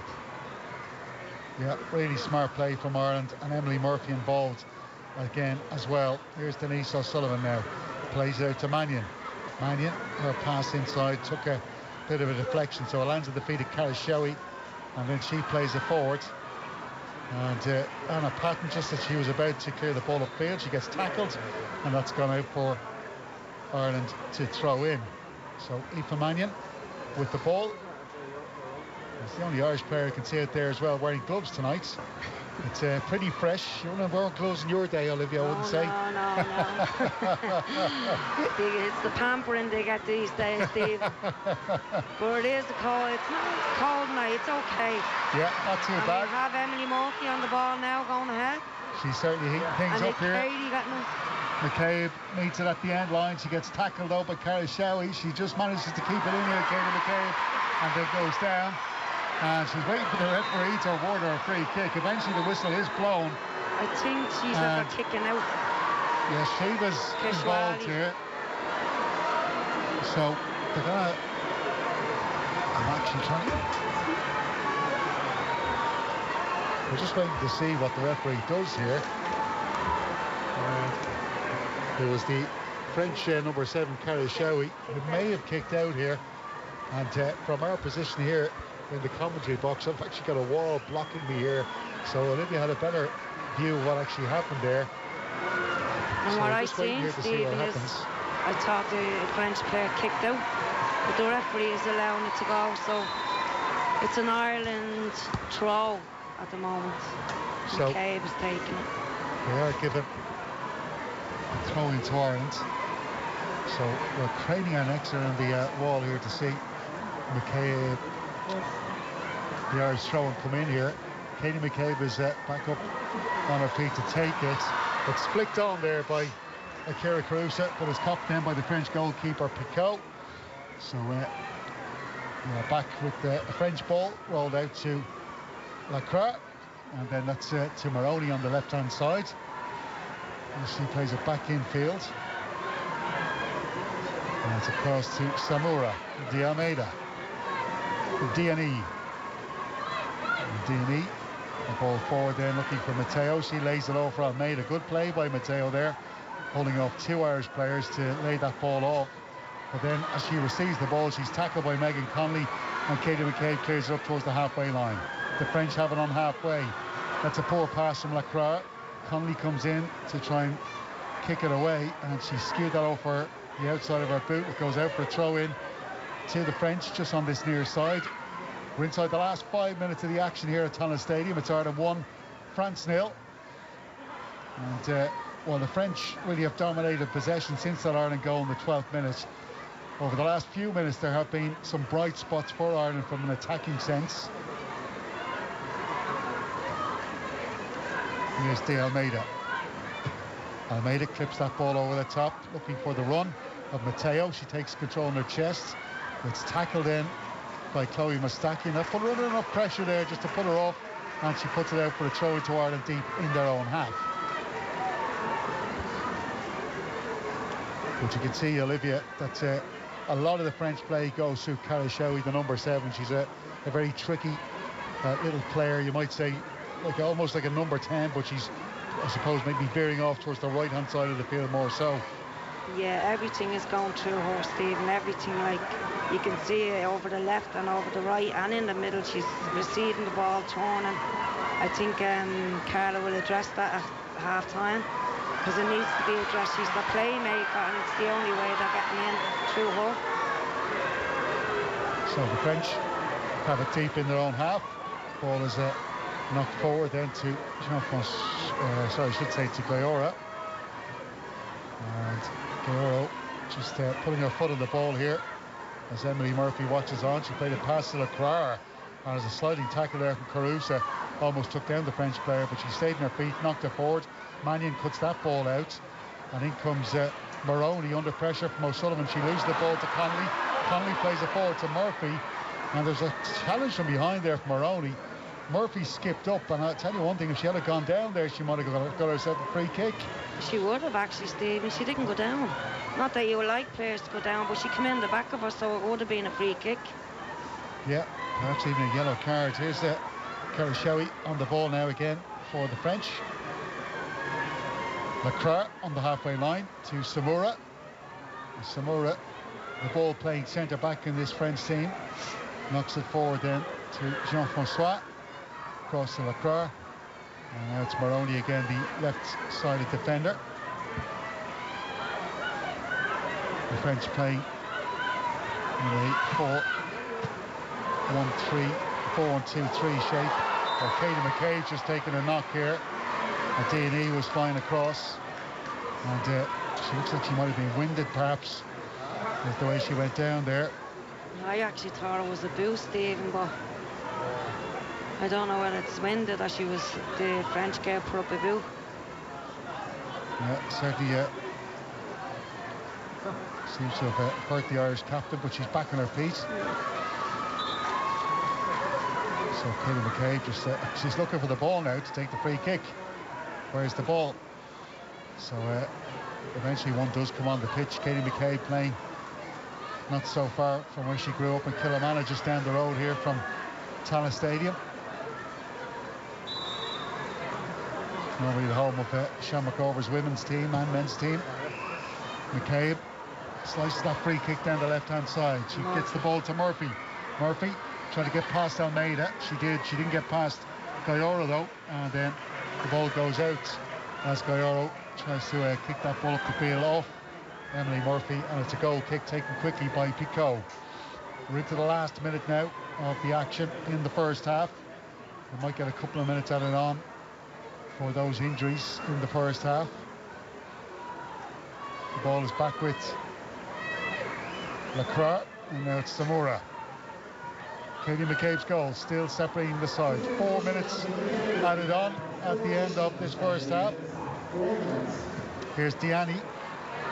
Clips the ball over the top. McCabe cuts it out. It drops from Matteo. Matteo slides the ball across. And here's Maroney. And Maroney chips the ball to the back post, and it's gone out for a goal kick. I'll tell you one thing, Olivia O'Toole, Ireland might have escaped absolutely something Stephen, there, because that was a great chance for the French. Yeah, it's just the ball across, and Baltimore was just a bit too heavy, and it slid off the ground and went out, which was great for us, but the French, they're getting closer and closer to air goals. Yeah, Baltimore at the edge of the box, and it looked like she might just have a shot herself, and then Maroney ends up getting the ball at the back stick, and her cross come shot came to nothing, and Courtney Brosnan takes the resulting goal kick. The French head it back. Katie McCabe then picks out O'Sullivan with a pass in the middle. She goes back to Anna Patton, and then it's back to Courtney Brosnan. Courtney Brosnan's kick takes a deflection there. She was blocked as she took it, but thankfully for her, it doesn't come back at her. It's a French throw now over on the far side of the field. Maroney takes it. And here's Baltimore again on the ball. A stocky player with a low centre of gravity, really strong and muscular as well. Here's Samura. Samura under pressure there from Murphy. But she does manage to poke that ball away to D&E. D&E tackled there by Chloe Mustaki. And there's a few challenges flying in there. Eventually, one of them is illegal, says the referee, and it's on Carrie Showy, so it's a French free kick. And I think the most important thing for Ireland here is just to get in with that 1-0 lead. Absolutely, Stephen. We just need to hold what we're doing and just keep them out just before the first half is over. And maybe D&E dug a cross out there from the end line over to the far post, but it's come out the far side to Maroney. And back to Baltimore. She gets the return pass then after a 1-2 with Jean-Baptiste, and again in there's Caitlin Hayes defending for Ireland, clearing that ball away. Here's Samura now, just inside the Irish half. Plays it across to Lacroix. She takes a run down the left channel. Gets support from Baltimore on the left side. Baltimore chips the ball into the box. Mateo lays it on down there for Karashawi. She's driven to the end line, pulls it back. It comes off the head, but it's gone out of play anyway. It's going to be an Irish goal kick. But Katie McCabe's defensive header there certainly would have taken the pressure off the Irish defenders. So another goal kick, and we are in the 48th minute now, just coming up to 48. So about 60 seconds to go till half time. Just looking at Carla Ward there down on her bench, issuing a couple of instructions to her coaching staff. Gary Cronin among them, former assistant manager Bohemians, managed Longford Town as well in the men's Premier Division and First Divisions. Here is D&E, short pass across to Goyoro. Now it's with Maroney. Maroney gets it forward then to Baltimore. It's back out to Goyoro. There's Karashawi to Maroney. Maroney goes down, and she went down holding her ankle inside the Ireland box, but the referee didn't think there was anything wrong there. Ball goes out of play for throwing over on that far side. And the French player back on her feet, she's okay. So throw into the French over on that far side as we tick down closer to the end of the 49 minutes. It does look like the girls of Green will go in with a lead at half-time here at Tallaght Stadium. And there we have it. The half-time whistle has been blown by the Swedish referee, Tess Olofsson. And what a first half it has been here for the Republic of Ireland. They came into this group with the aim of finishing in third place and getting a good seeding in the draw for the playoffs for the World Cup qualifiers. But Olivia O'Toole, I have to say, your own preview to this game with Owen earlier on, you were feeling very optimistic, very hopeful, and it turns out you're right to be optimistic, because Ireland take the lead in the 12th minute with Katie McCabe, and they've held on to it till the half-time break. Very impressive. Yes, Stephen, they have been very impressive, and as you said, they keeping the French out. They've stopped them, the attack down the right, the attack down the left. The French is coming back out. They don't know what to do. So our girls are playing absolutely brilliant. Everyone is defending properly. And when we break, we are getting the chances. We, like Emily Murphy, as I said in the early start of the game, should have scored, but the French keeper made a great save. So to me, Carla going in at half-time, be very happy with that first half. Yeah, 100%, and there's been brilliant performances all over the pitch. As you mentioned, Emily Murphy, the back three have been really solid as well. And it just makes it's been a really overall good team performance, and that's why the French are finding it so hard to break this Ireland team down, because they're all moving as a unit. Yeah, that's it. Like if the ball is getting played over in the left, or all over in the left. If it's in the right, or over in the right and in the middle, and you can see them moving across together as a team, and as it's coordinated. One is going, one is staying, and the French do not know what to do. They're going down the line, they're trying to get it over the top, they're coming through the middle. So what our girls is doing is absolutely phenomenal by keeping them out. Great stuff, Olivia. Well, we will be back very shortly for all the second half action here at Tallaght Stadium. But for the moment on, at Tallaght Stadium at half-time, thankfully the Gremlins have held off for the last 20 or so minutes. It is the Republic of Ireland 1, France 0. Stephen Doyle, Olivia O'Toole, thank you very much for the time being. So looking good for the Republic of Ireland after an excellent first 45.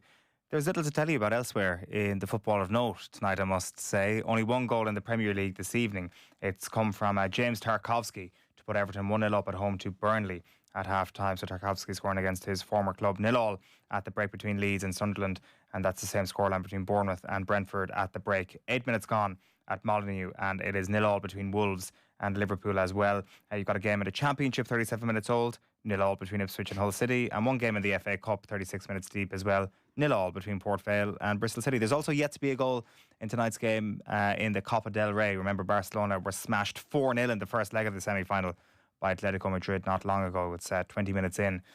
Barcelona going up against a fluid, liquid Atletico Madrid tonight, no doubt, Arthur? It's not what it's been promised.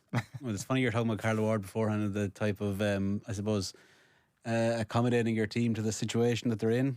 But I mean, he's been trolling all week. I mean, he's obviously developed a reputation. This Atletico team over the last 15 years or so have developed a reputation for being hard-edged. He's taken that to the nth degrees, exploring new degrees of, I suppose, negativity. He's talking about things like, we won't even be attacking. Don't worry about them getting in or the back of us. We're not going to be coming out. Well, Barcelona have managed 6 shots in those opening 20 minutes and have had 73% of possession. We will, of course, have the second half coming to you live from Tallaght after the break. And before that, it's time for the cash machine again. News Talk's cash machine.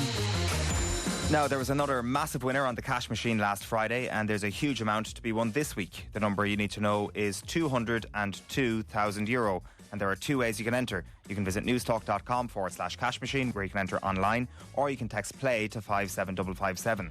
That's 57557. You have to get your entry in by 3 p.m. this Friday. Then across the Go Loud network of stations, someone will get that call. If your phone rings, you have to answer it within 5 rings. Give us the exact amount in euro and cent, and you'll win the cash. So remember that amount one more time, €202,000. Over 18s only, text costs €2.50 plus your standard message rate to play. You're playing across the Go Loud network of stations, and terms and conditions are at newstalk.com. Off the ball on News Talk. 28 ways to save the world with Megan Scully. It is the stated aim of the UN and all signatories to the Paris Climate Agreement to eliminate all but residual carbon emissions from the atmosphere by 2050. That means that you, your family, the company you work for, and your whole community are also striving for the same goal. But what does achieving carbon neutrality look like at the individual, communal, and national level? On this week's 28 Ways to Save the World, we'll be guiding you towards net zero. 28 Ways to Save the World with Megan Scully. Listen to the latest episode now on the Go Loud app or wherever you get your podcasts. News Talk. Conversation that counts. Alive and Kicking with Claire McKenna. This week on the Alive and Kicking podcast, the career psychologist Sinead Brady on how to make work for you. You shift and change during the different seasons of your life. So too does what you want and what you need from a career. Alive and Kicking with Claire McKenna. Catch the Alive and Kicking podcast at newstalk.com or in the Go Loud app. News Talk. Conversation that counts. The IMRO award-winning sports programme, Off the Ball. This is News Talk. Welcome back. Ireland 1-0 up at half-time against France in the first game of their World Cup 2027 qualification campaign. So hopefully a big upset on the cards here. Katie McCabe with an excellent goal to put the Republic of Ireland 1 up. It was a really encouraging first third from the Republic of Ireland here. There was a good free kick from Connolly. It was a decent save from the France keeper, and another couple of opportunities as well. But one of those opportunities fell to Katie McCabe, and she made no mistake firing the ball past the French keeper. So looking decent there for the Republic of Ireland at the break. No goals to tell you about since we've last been on air. 1-0 to Everton is the only goal so far tonight in the Premier League.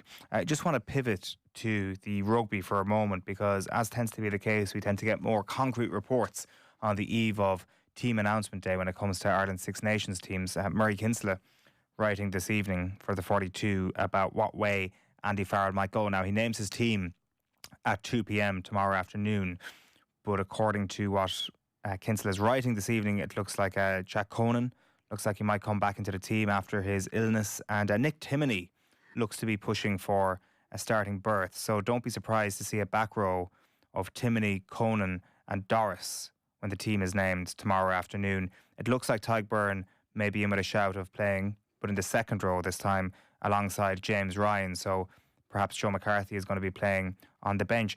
Interestingly, in the pack, and this kind of gives Andy Farrell a greater headache, Jeremy Loughman is believed to be struggling with an injury, according to this piece. So Tom O'Toole could be Ireland's starter at Loosehead come the weekend. It'll be his first senior test start in the number 1 jersey. And then Michael Milne may be reintroduced to the matchday 23 as well to provide cover in that position.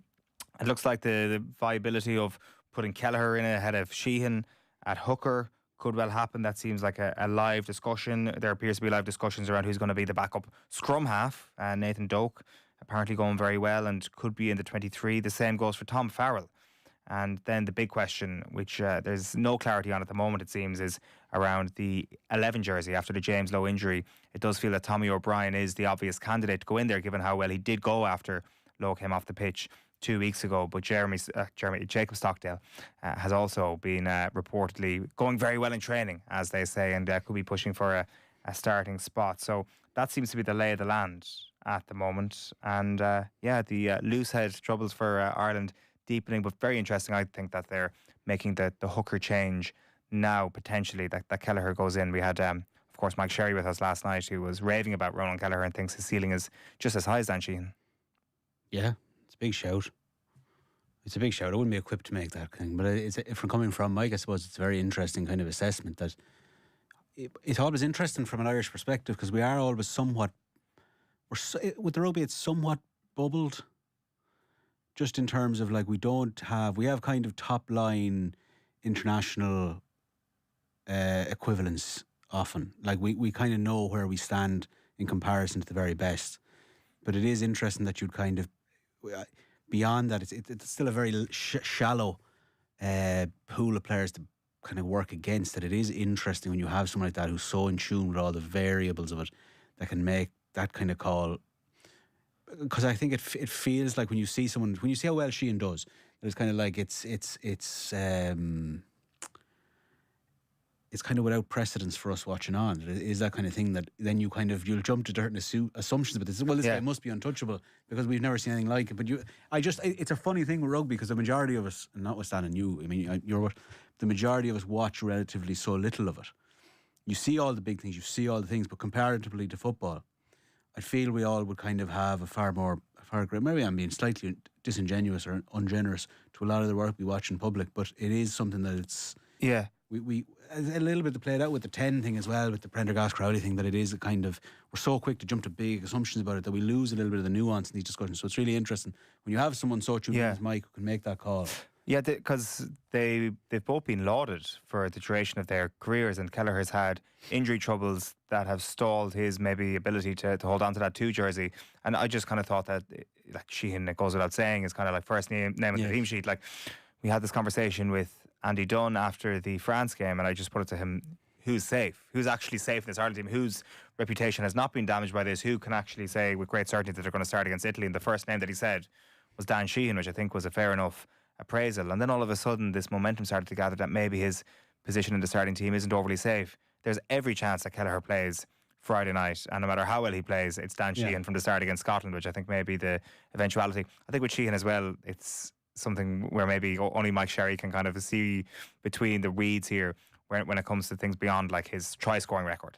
Like Brian O'Driscoll's always in here being like, well, I'm going to lose my try scoring record eventually, and Dan Sheehan's going to be the man who takes it off me. And it just feels unthinkable that the person who's going to take Brian O'Driscoll's try scoring record isn't going to be an automatic starter for Ireland. But it's a lot of different factors go into that place when it comes to the hooker. So that's one of the big talking points.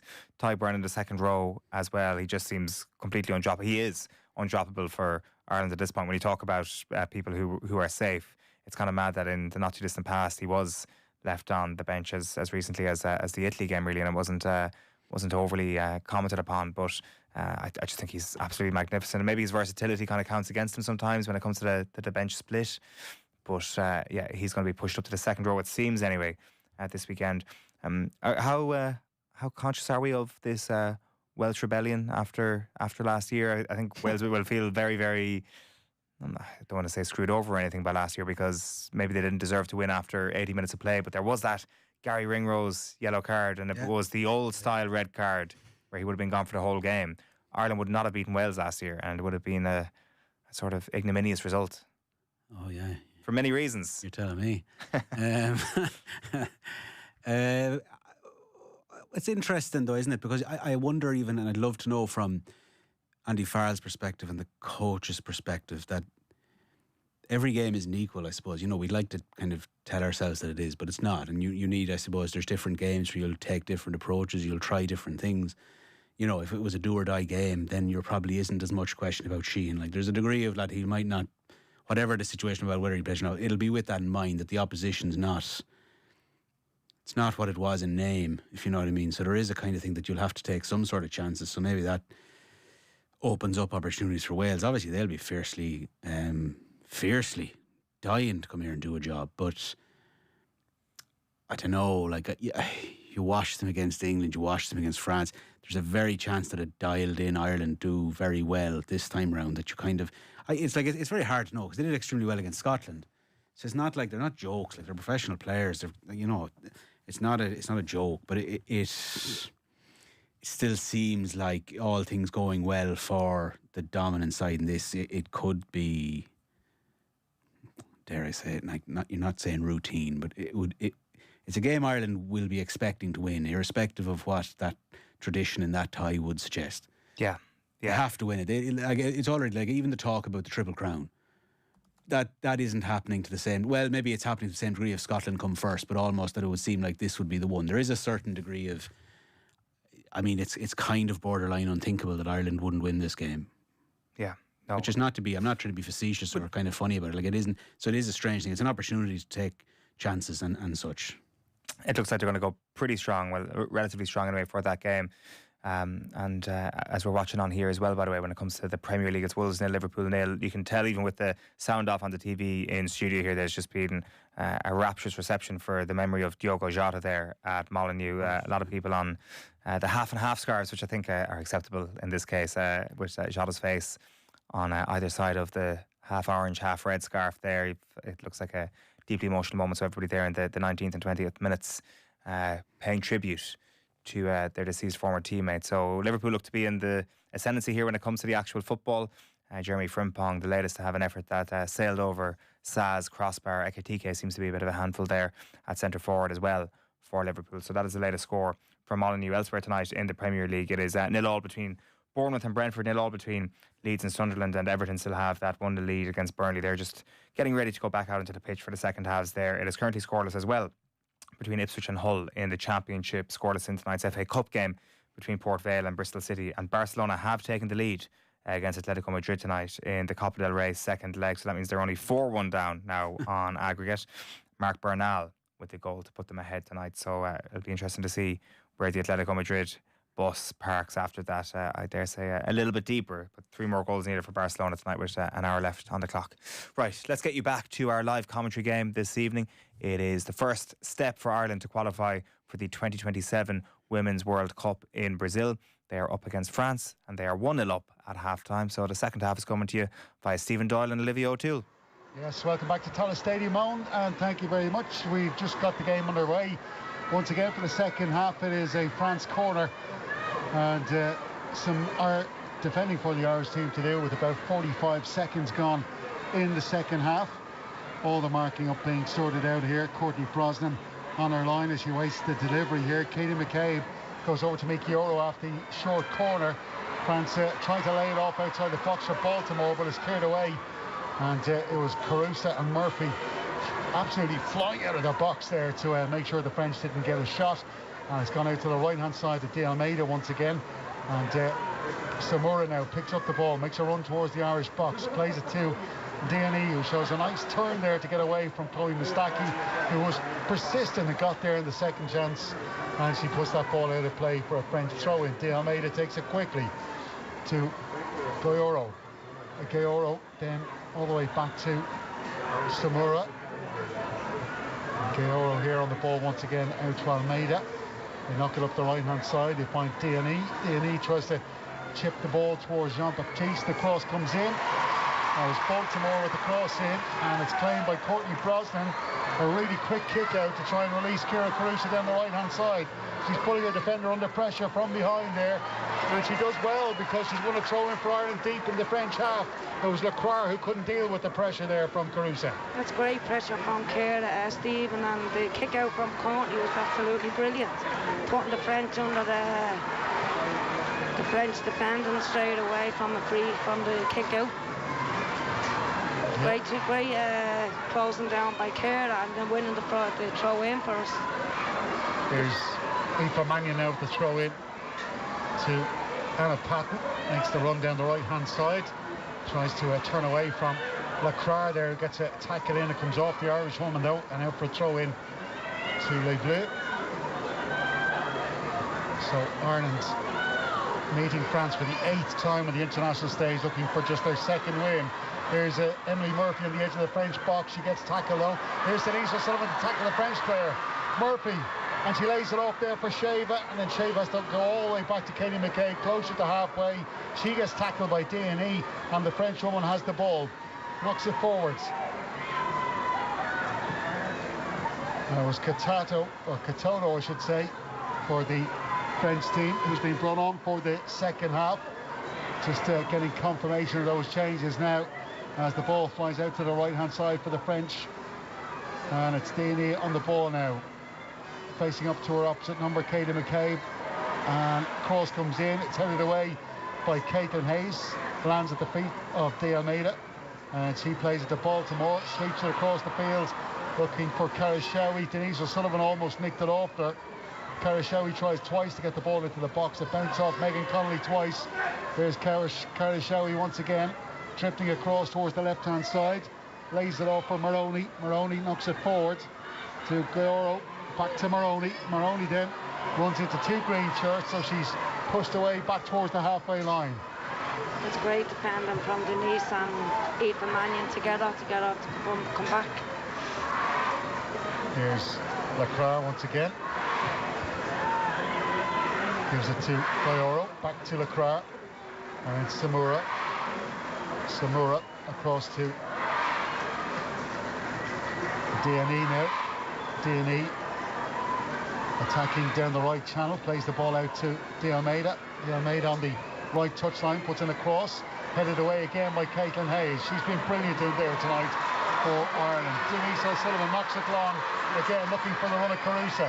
Carusa putting Lacroix under pressure. This time she stands up with turns and gives the ball to Maroney, and Maroney almost gets caught between O'Sullivan and Carusa there. Takes the throw in quickly to Baltimore. Now it's Gayoro inside to Karashawi. Karashawi trying to release the ball down in the left channel, and that one doesn't come off.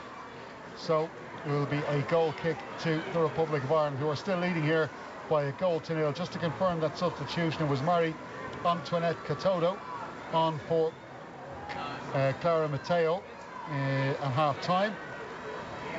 And not really a like-for-like swap there. Katoto is going to play as the lead striker there, right to the middle.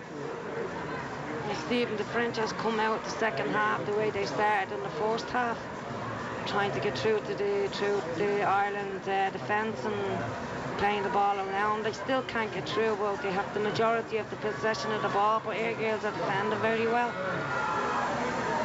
And the one thing you'd say about the substitution, Olivia, is Katoto a much bigger physical presence in that French forward line, and you'd imagine that's probably their manager thinking it's a very physical Irish defence, we need to try and put it up to them. Oh, she has to be watched. She's an absolute phenomenal player, and she does have to be watched. Caitlin and Anna Patton and Aoife have to be on their toes to watch this ball. She's absolutely brilliant. There's a ball forward here now. It's Carusa to Murphy, and just as Murphy went to collect that return pass, in comes Samura, and Samura's running out of play. That's really well done by Ireland. Really brilliant from Emily, closing her down to throw in the French's box. So it's a great opportunity for Ireland. Mannion to O'Sullivan with the throw in, back to Mannion. Mannion with the ball at her feet, turns away, and she went to roll it back to Anna Patton. It's a poor pass though, and it's got out for a throw in to the French. They're the kind of little mistakes you just need to be tighter on in these big games against the big nations. So you can't get punished for them as the French work their way forward down the left channel. It's Karashawi, plays it out to Baltimore. Baltimore coming in off the wing. And a nice little outside of the boot pass to Maroney, and Maroney's cross is blocked away. That will be a corner kick to the visiting team. Yes, Stephen, as you said there, we just have to cut out the misplaced passes and we'll be okay. So the corner kick is coming from this near side down to our left. It's down behind the wall I told you about in the first half. Very hard to crane our necks around it. Short corner kick taken. Gaora then knocks the ball in. It's cleared away by Connolly. Baltimore picks it up on the edge of the D. Hits a shot with the left boot, but that's way over the bar. Very great defending from us, closing her down real quick. She had to take the shot real quick, so that's why I went over the bar. Great defending by the girls. So 53 minutes on the clock here. Ireland defending, I should say attacking the south stand to our right hand side. Courtney Brosnan almost getting caught in possession there with Katoto bearing down the substitute. But thankfully for Courtney Brosnan, the ball came off the French player, and now for another goal kick. But Courtney very lucky there, Stephen. Yeah, French closed her down real quick, so we have to be careful of that, giving the ball back to Courtney. Brosnan launches it towards the halfway line. It came off the head of Murphy, comes down for O'Sullivan. She gives it to Aoife Mannion. Mannion back to Anna Patton. Anna Patton just about holds her footing there. Looked like she might have lost her balance. Does well, gives the ball to Connolly. Connolly hits the ball down the right channel. That's going to skid off the ground. And out for a throw into the French down near their corner flag in front of the south stand. Ireland playing from left to right as we look down in the second half. No changes to the Irish team at the break. Brosnan in goal. Mannion right wing back. McCabe is on the left. And then it's Patton, Hayes and Mustaki is the back three. And Megan Connolly playing in midfield with Denise O'Sullivan and Marissa Sheva. Front is Ciara Carusa and Emily Murphy. And the French team, they've got De Almeida right back, Maroney left back, Clara and Samura, the two centre halves, Jean-Francois central midfield with Gaora and Cara Showy, and then it's Baltimore Diani flanking the centre forward substitute Katoto. It is now with Lacroix to Samura, plays it out to De Almeida on the right hand side. And fluorescent green boots tonight. Plays it back in field. Baltimore seems to be picking up more central positions in the second half. And then plays a 1-2 with Cara Showy, then knocks it forward to Gaora. She flicks it on looking for Katoto. It's back to Baltimore. And Baltimore falls back as she tries to play that ball out to the left wing and gives it away to Mannion. Mannion almost got caught in possession there, but she gets it to Anna Patton. She knocks up the wing to Carusa. Lovely little layoff to Denise O'Sullivan, who goes down looking for a free kick. That's been challenged by Cara Showy, but the referee says play on. Cara Showy got taken out there, and play still continues. And then it's back with Samura, the centre half for France, just inside their own half. She gives it to Lacroix. Lacroix takes that ball about 10 yards forward and then knocks it out to the left touchline to Maroney, infield to Baltimore. Baltimore loses possession. And here's Anna Patton trying to lift the ball over. A couple of French heads there to Denise O'Sullivan, but it's intercepted by Jean-Francois. And then it's all the way back to the goalkeeper, Picot. Picot has had a quiet night since, having to take the ball out of her own nets in that first half. Before that, she had to make a couple of decent saves from Emily Murphy. But despite the fact that the French have dominated possession territory since that Irish goal, I haven't seen that Courtney Brosnan hasn't had to be called on too often. And here she comes now to catch a cross just at her near post. But thankfully, Olivia, there hasn't been a huge amount of French shots on the Irish goal. No, there's no action in a goal area. They have plenty of possession, but they're not really being constructive with it, and they're not doing that with it. So it's great from a perspective. The girls are doing their job, they're defending, and they're frustrating the French. Yeah, it's been a really, really focused, disciplined position, or performance, I should say. And even when you think of Ireland's attacking out, it's the like of Katie McCabe, Denise O'Sullivan, Carusa Murphy. those players have been very disciplined in realising that they have a defensive job to do here tonight in the main. And they're doing it very good, Stephen. They're actually keeping the French out, and as you said, like, Emily Murphy's having a great game, Brosnan's having a great game, O'Sullivan, everybody they're doing their job, and it's keeping the French out, and that's what Carla wants, you know, so they're doing their job. So standing over this free kick for Ireland, which is about 12 yards up from halfway line, 10 yards in from the touchline, is Katie McCabe and Megan Connolly. They're taking their time over this. I'm just trying to allow that clock just to tick down a little further. Connolly steps over. McCabe hits her left boot towards the back post. In comes Patton. There's a header down. The keeper has to pull off the save. It was Caitlin Hayes with the header. Well, she's well known for her goals. And that's pushed away by Picot. It was on target. The French goalkeeper scrambling for that one.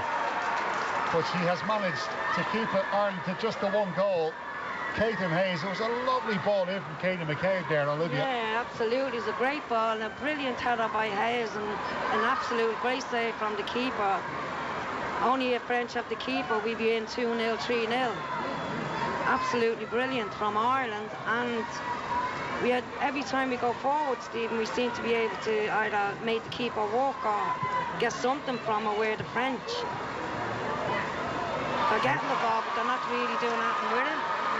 Sullivan just nicked the ball off Showy in midfield, gets it forward to Carusa. She plays it back to Shaver. It's a lovely ball out to the left-hand side for Murphy to chase. Murphy's gone out towards the corner flag. She just holds that ball up. She's waiting for green shirts in the box. She puts the cross in, and it's towards the edge of the area, and it's going to come out the other side for Mannion. Mannion has to play it back here for Anna Patton. The Aston Villa woman puts the ball into the box. Denise O'Sullivan with the back heel. And I tell you what, it was a... Apologies about that. We were trying to re-establish our line to Tallaght once more. So 1-0 to Ireland against France after 59 minutes. Stephen Doyle and Olivia O'Toole commentating there that opportunity was snuffed out by the French goalkeeper. A header that was caught above her head, and they managed to survive. But again, much like the early stages of the first half, this game really, I mean, under the Irish control. The French seem a little bit shell-shocked at times with how coherent Ireland have looked, and I mean, those big opportunities, half chances more so in that second half going Ireland's way. So what we have here in the Premier League then, still just a one goal tonight. We were debating all night long on yesterday evening's show about the state of modern football. Well, the Premier League isn't putting up much of a fight tonight. It's still all after 62 minutes between Bournemouth and Brentford. Around an hour gone as well in the game between Leeds United and Sunderland, which is also scoreless, and also between Everton and Burnley. Everton 1-0 up in that game thanks to James Tarkowski in the first half. 35 minutes meanwhile gone between Wolves and Liverpool, and it is currently scoreless. And meanwhile, it's 0-0 at half-time between Ipswich and Hull City in the Championship, and 0-0 between Port Vale and Bristol City in the FA Cup. Barcelona 1-0 up on tonight against Atletico Madrid, 4-1 down on aggregate in the Copa del Rey. An hour gone at Tallaght. Let's get you back to Steve-O. Cheers, Owen, and welcome back to Tallaght Stadium, where Megan Connolly takes the ball, hits it over the top. She's looking for the runner, Murphy. Samura gets there before, and Murphy was just waiting to see if the French defender might have stumbled before picking up possession, but the French have got it back up, and it's played down the left wing, but Denise O'Sullivan's just come in to nick back possession for the girls in green. Gets the ball back from Aoife Mannion, then she gives it back to Mannion. Mannion plays it back to Caitlin Hayes. Ball up the left, or the right channel I should say, for Carusa. Carusa collides with the French full-back Moroni, and it will be a free kick to the visitors. Back with Jean-Baptiste. She switches play to the right-hand side. And now it's with De Almeida, the French right back, to Samura. And Samura across to Lacroix, the left centre-back. Now it's Moroni. Moroni, nice ball to Cara Showy. She's in the left channel. Plays it back then to Moroni, I should say. And Moroni gets a little shove in the back there from Megan Connolly, so a free kick to France. Cara Showy doesn't seem to be having the kind of influence she was having in that first half as well. Olivia? No, word on Baltimore. I think a switch in Baltimore is going in and she's coming out, but I don't think Baltimore is getting much as the ball that she did in the first half, which is great for us. Yeah, absolutely. So throw into the French over on that far side of the pitch, just in front of blocks 301 and 302 at Tallaght Stadium, which is where the travelling supporters are tonight. And I'm sure very disappointed the fact that their team are trailing still by a goal to nil with 63 minutes on the clock. Katie McCabe's goal in the 12th minute separating the sides. And here's D&E making a run towards the end line over on that far side. She's tackled though by Chloe Mustaki. Goes out for a corner kick to France over on that far side. And the French so far have had 5 corners. This is their 6th of the evening. And it must be said, Ireland have been defending them really well. And so well, you would have to say they went for the short corner the last time, perhaps because of the fact that Ireland were defending the ones into the box so well. So it's delivered by Karashewi to the near post, a little flick there. And it was Jean-Baptiste who went past the face of the Ireland goal. Brilliant. Caruso doing some really good defending there. Yeah, that's why, Stephen, that's why the whole team, like, that's Kira at the right full defending and getting the ball away down to the French keeper for us. Brilliant. Here is Moroni. Tries to lift that ball up the left-hand side past Mannion, but Denise O'Sullivan came in there and she puts it out for a throw-in before it got to the intended target, which was Baltimore. So a throw-in to be taken here by the French left-back Moroni. And she's holding on to the ball, eventually throws it to Jean-Baptiste, but O'Sullivan gets in there to take it off her toe. And it's gone back out again for another French throw-in. This one taken a bit quicker. Back to Sonora. Oh, she gets tackled by Caruso. And Caruso, oh, the keeper did well there. She read the danger. And she was on the edge of her box. She came flying out as she saw Caruso going towards the ball there and clears it up the field. But Ireland have a throw-in here. It's taken quickly to Caruso. And the French have knocked it up the left-hand side. Mannion intercepts and she plays the ball into the box, looking for Emily Murphy. And she collides with the goalkeeper. And it's going to be a free kick out to the French. The French goalkeeper punched the ball away, and as she did, the Irish player comes in, Emily Murphy, and collides with her. And there was just 2 players going for the ball. Unfortunately for Murphy, the French goalkeeper had punched that one away already. So yeah, Stephen, I think the referee gave it is because it was in the box. If that had been outside the box, it was a 50-50 ball. So to me, the referee gave it because it was in the box. But Emily Murphy is closing down every single ball on this pitch, and she's been phenomenal for Ireland tonight. And she actually deserves a goal the way she's playing. Yeah, it's been a superb effort from the Newcastle United player. But I really do think the ref only gave it because it was in the box. If it was outside, it'd been just like a 50-50 play. Yeah. So here is Goyoro sweeping the ball across to the right-hand side to De Almeida. De Almeida takes the ball over the halfway line to Goyoro once again. There's a bit of movement down on the Ireland bench. We will see some changes being made soon. There's one thing you would say, Olivia, with all the work rate being put in by this Irish team, they're going to need the substitutions because there's a huge amount of energy being expended by this Irish team. Yeah, you probably will see a few of the girls getting tired in the 80th minute and Carla making a few, just to freshen up legs. That's what we need, like, to keep the French out. The French have it on the halfway line here. It's played forwards.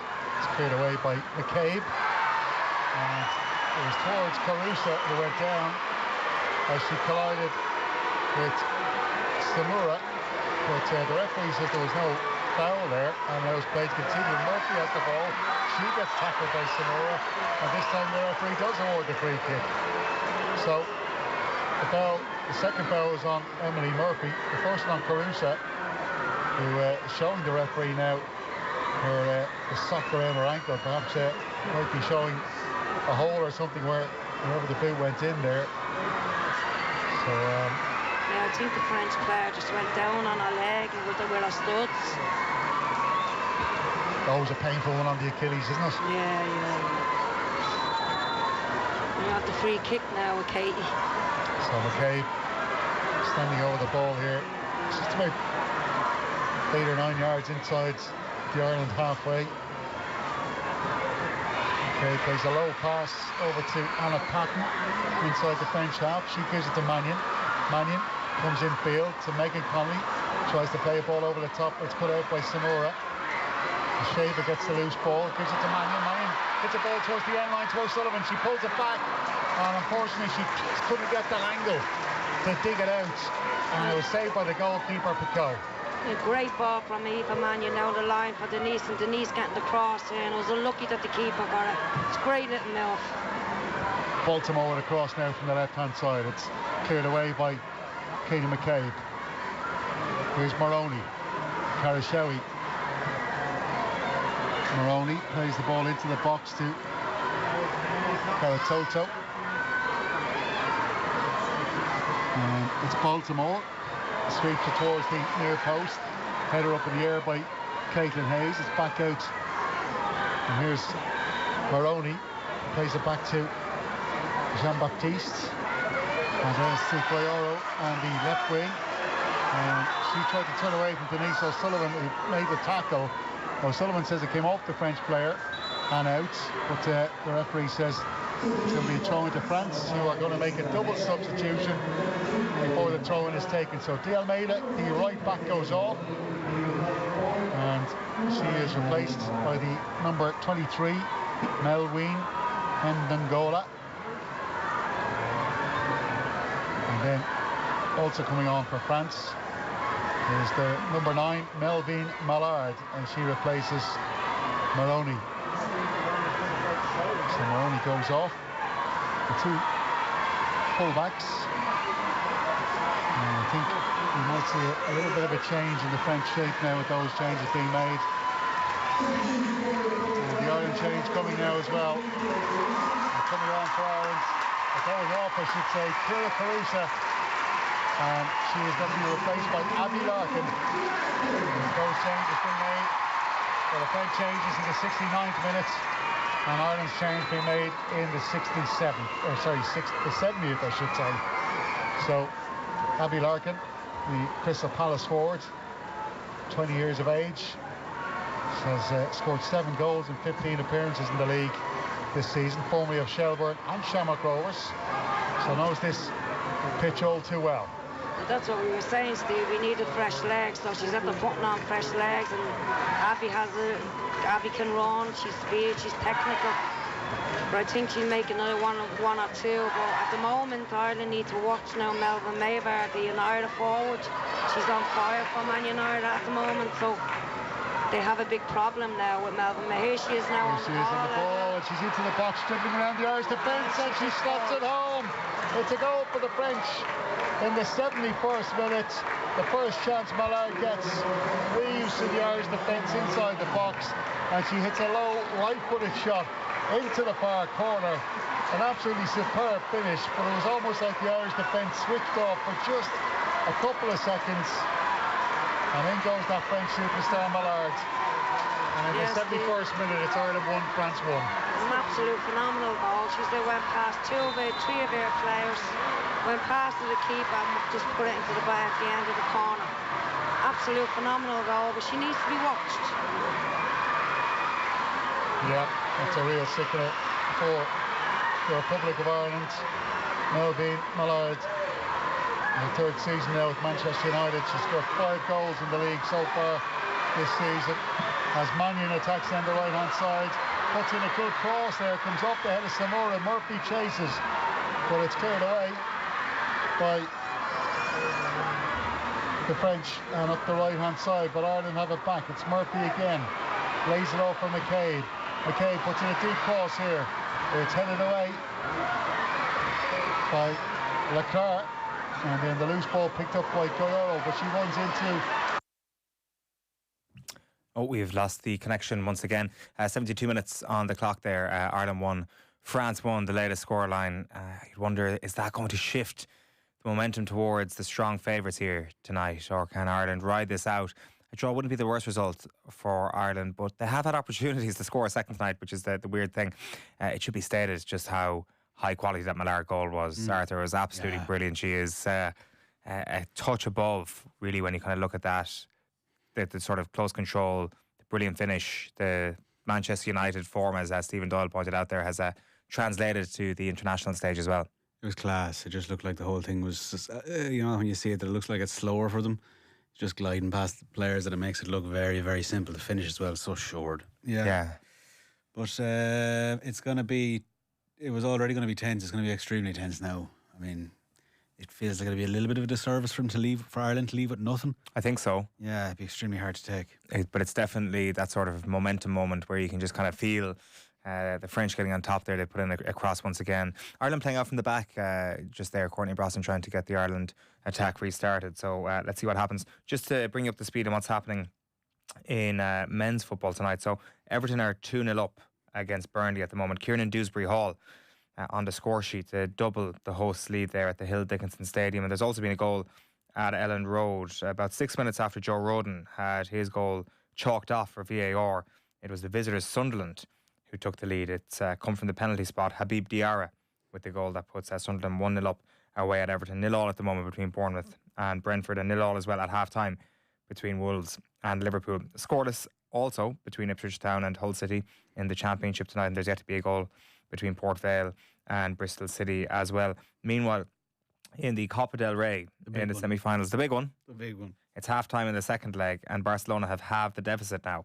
So Mark Bernal opened the scoring after 29 minutes, and a Rafinha penalty in the 5th minute of additional time in the first half means that Barcelona are 2-0 up at half-time. They're 4-2 down on aggregate. So the Simeone bus is getting nudged ever so slightly. So that is the latest when it comes to the football. Can Barcelona do it, Arthur? You've been our Simeone correspondent this evening. Well, I'm just thinking when you're through with Ireland and through with Ciara Grant and you've had all your fill of this, go and watch the inevitable thing as that slips into extra time or into added. It's going that direction. The Barcelona Atletico 100%. Yeah, it could be a good viewing for people after the Republic of Ireland. So 74 minutes on the clock at Tallaght. Let's get you back to Steve-O. Cheers, Owen. Yes, it is Ireland 1, France 1. And Ireland doing all the attacking over the last couple of minutes. Katie McCabe now the latest player to make her way towards the French goal. Puts in a really dangerous cross, which the keeper fails to hold, but she does on the second attempt gather that one up. A really dangerous cross in there from the Irish captain, Katie McCabe, Olivia. Yeah, that bounce nearly came out to Emily Murphy when the keeper dropped it, so it's very lucky that it's not 2-1. You'd have to say as well, a really good response by the home team here, having conceded that goal to Mallard. Absolutely. So they played up the right-hand side here, the French, and tackled by Chloe Mustaki. The ball bounces out, it's picked up by Toto, back to Dinani, and then it's sent by Chloe Mustaki. A long ball up the left-hand side, but Samura's going to get there first before Emily Murphy, and she plays it across then to Lacroix. Lacroix then out to the left-hand side to Baltimore, is playing more as a left back now since those changes were made, to Karashawi, and then it's out to Mallard, the French goal scorer. Mallard tried to play the ball infield, it bounced off a couple of Irish players and drops kindly then for the French playmaker Karashawi. It's back to Lacroix. Karashawi puts in a ball towards the edge of the Irish box. Caitlin Hayes there again, heading one away. This one gets to Denise O'Sullivan. She's trying to hold off French defender there in Jean-Baptiste, but Baptiste comes away with the ball then down the left-hand side. She's into the Irish box. She's running across the end line. Aoife Mannion just decides to poke her foot in there, put it out for a corner kick, and we'll deal with the set piece. But must be said, since those French changes were made as well, they've got a much bigger, more physical forward line as well, which it's much harder for Ireland to deal with. Yeah, you can notice the Mallard and Katato are very strong. Two of them play well together, so it's a different sort of what the girls to look at. Yeah, absolutely. Well, the quarter's coming in here, and you've got Baltimore ready for this on the goal line, and it goes over to the back post. Mallard was there trying to head that back across the face of goal, but it goes out for a goal kick to Ireland, and Courtney Brosnan receives the ball from the The ball girls off the pitch there. So just going up to 77 minutes now. It's Ireland 1, France 1. You can just see a few of Irish girls there warming up, Steve. It's Amber Barra and Lucy Quinn, so we might have a few changes coming in. The 80th minute, probably. Yeah, which is interesting as well, isn't it, Olivia? Because I kind of think, well, if they got 1-1 here, they'd be happy. But if Carla Ward is looking and bringing on attackers here, she maybe feels that there's 3 points there to be won. Well, we're at home, Steve, so you would go for it at home. And you wouldn't do it away at France, but you do it at home. And I think she's doing the right thing by going for it, you know. So. Yep. Here's the French down the left-hand side. Ball played by Baltimore to Tallaght. She puts in a low cross into the box. Now a world-class tackle by Caitlin Hayes. Absolutely brilliant. Super sorry, that was Mustafi, wasn't it? Yeah, You're right, Olivia. Yeah. Brilliant. Yeah, super. Absolutely brilliant. She got her body across the French player. It'd have been a goal if she hadn't got the touch, so brilliant defender. Yeah, Chloe Mustaki, who had a lot of time out of international football, out of the game altogether. She's actually having a solid game, Steve. She's playing very good. well. Yeah. Porter comes into the back post, and there's Hayes with the header away. The ball comes back in, and it's cleared away by Emily Murphy this time. Baltimore picks up the loose ball, finds space for a shot, puts it in. It's blocked away. Ball still bouncing around the Ireland area. Oh, Mallard has put it in. She turned and hit it with her right boot, and it's into the same corner as her first goal. And that is really gut-wrenching stuff for this Irish team. They've defended so well and just left that gap. They just didn't deal with the second, third and fourth balls into the box. And as the French worked hard to try and get themselves back into the game, they've got a second now. Both of them from the substitute, Mallard. 79 minutes on the clock. It's Ireland 1, France 2. I said it about Mallard. She needs to be watched, Stephen. Twice she's got the ball and twice she has scored in her first 2 touches. I mean, like, the girls have to know how this girl plays. She's absolutely phenomenal for Man United at the moment. But our girls came back after the 1-0 they scored, so you can do it again, and that's what we need. We need the girls to step up now and come back into this game and stop the French the way we did in the first half. Yeah, it's absolutely guaranteed now that the French will be trying to keep this tight at the back and making it as hard as Ireland did for the French in the first 60 or so minutes. Sheva now on the ball, knocks it forward looking for O'Sullivan. But France have won it back. It's Baltimore down the left-hand side, chased all the way there by Abby Larkin. She gets the ball to Mallard. What a difference she's made since coming off the bench for this French team. Katoto plays it to Baltimore on the left-hand side. Baltimore running into the edge of the Ireland box from the left-hand side. Has to come back outside, plays it back to Katoto. Katoto then to Jean-Baptiste. Jean-Baptiste back to Lacroix. The French centre-back plays it across to her partner, Samura. And Samura then back to Lacroix. Jean-Baptiste knocks it forward to Karashawi. Karashawi then back to Lacroix. Into the last 10 minutes here at Tallaght Stadium. Ireland had been leading by a 1-0, and the French were probing, couldn't find any gaps. As we see a cross coming back in across from Dinani on the left-hand side, but it flashes right across the face of the Irish goal and pops out the other side, where it's collected by Goyoro. And she makes a run down the right channel as she then leaves the ball out on the right wing. And now it's with Samura.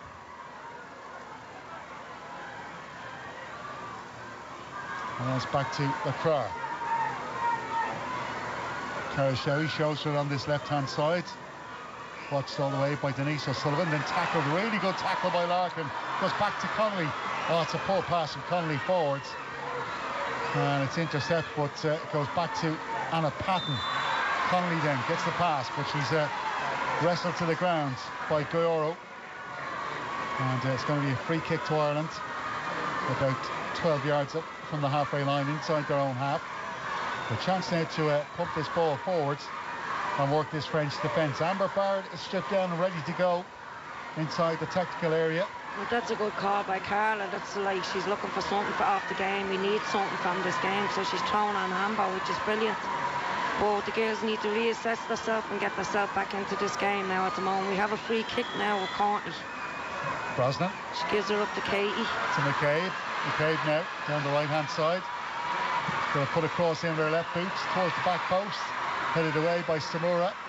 Emily Murphy gets on the loose ball. She's been tackled and hassled from behind by D&E.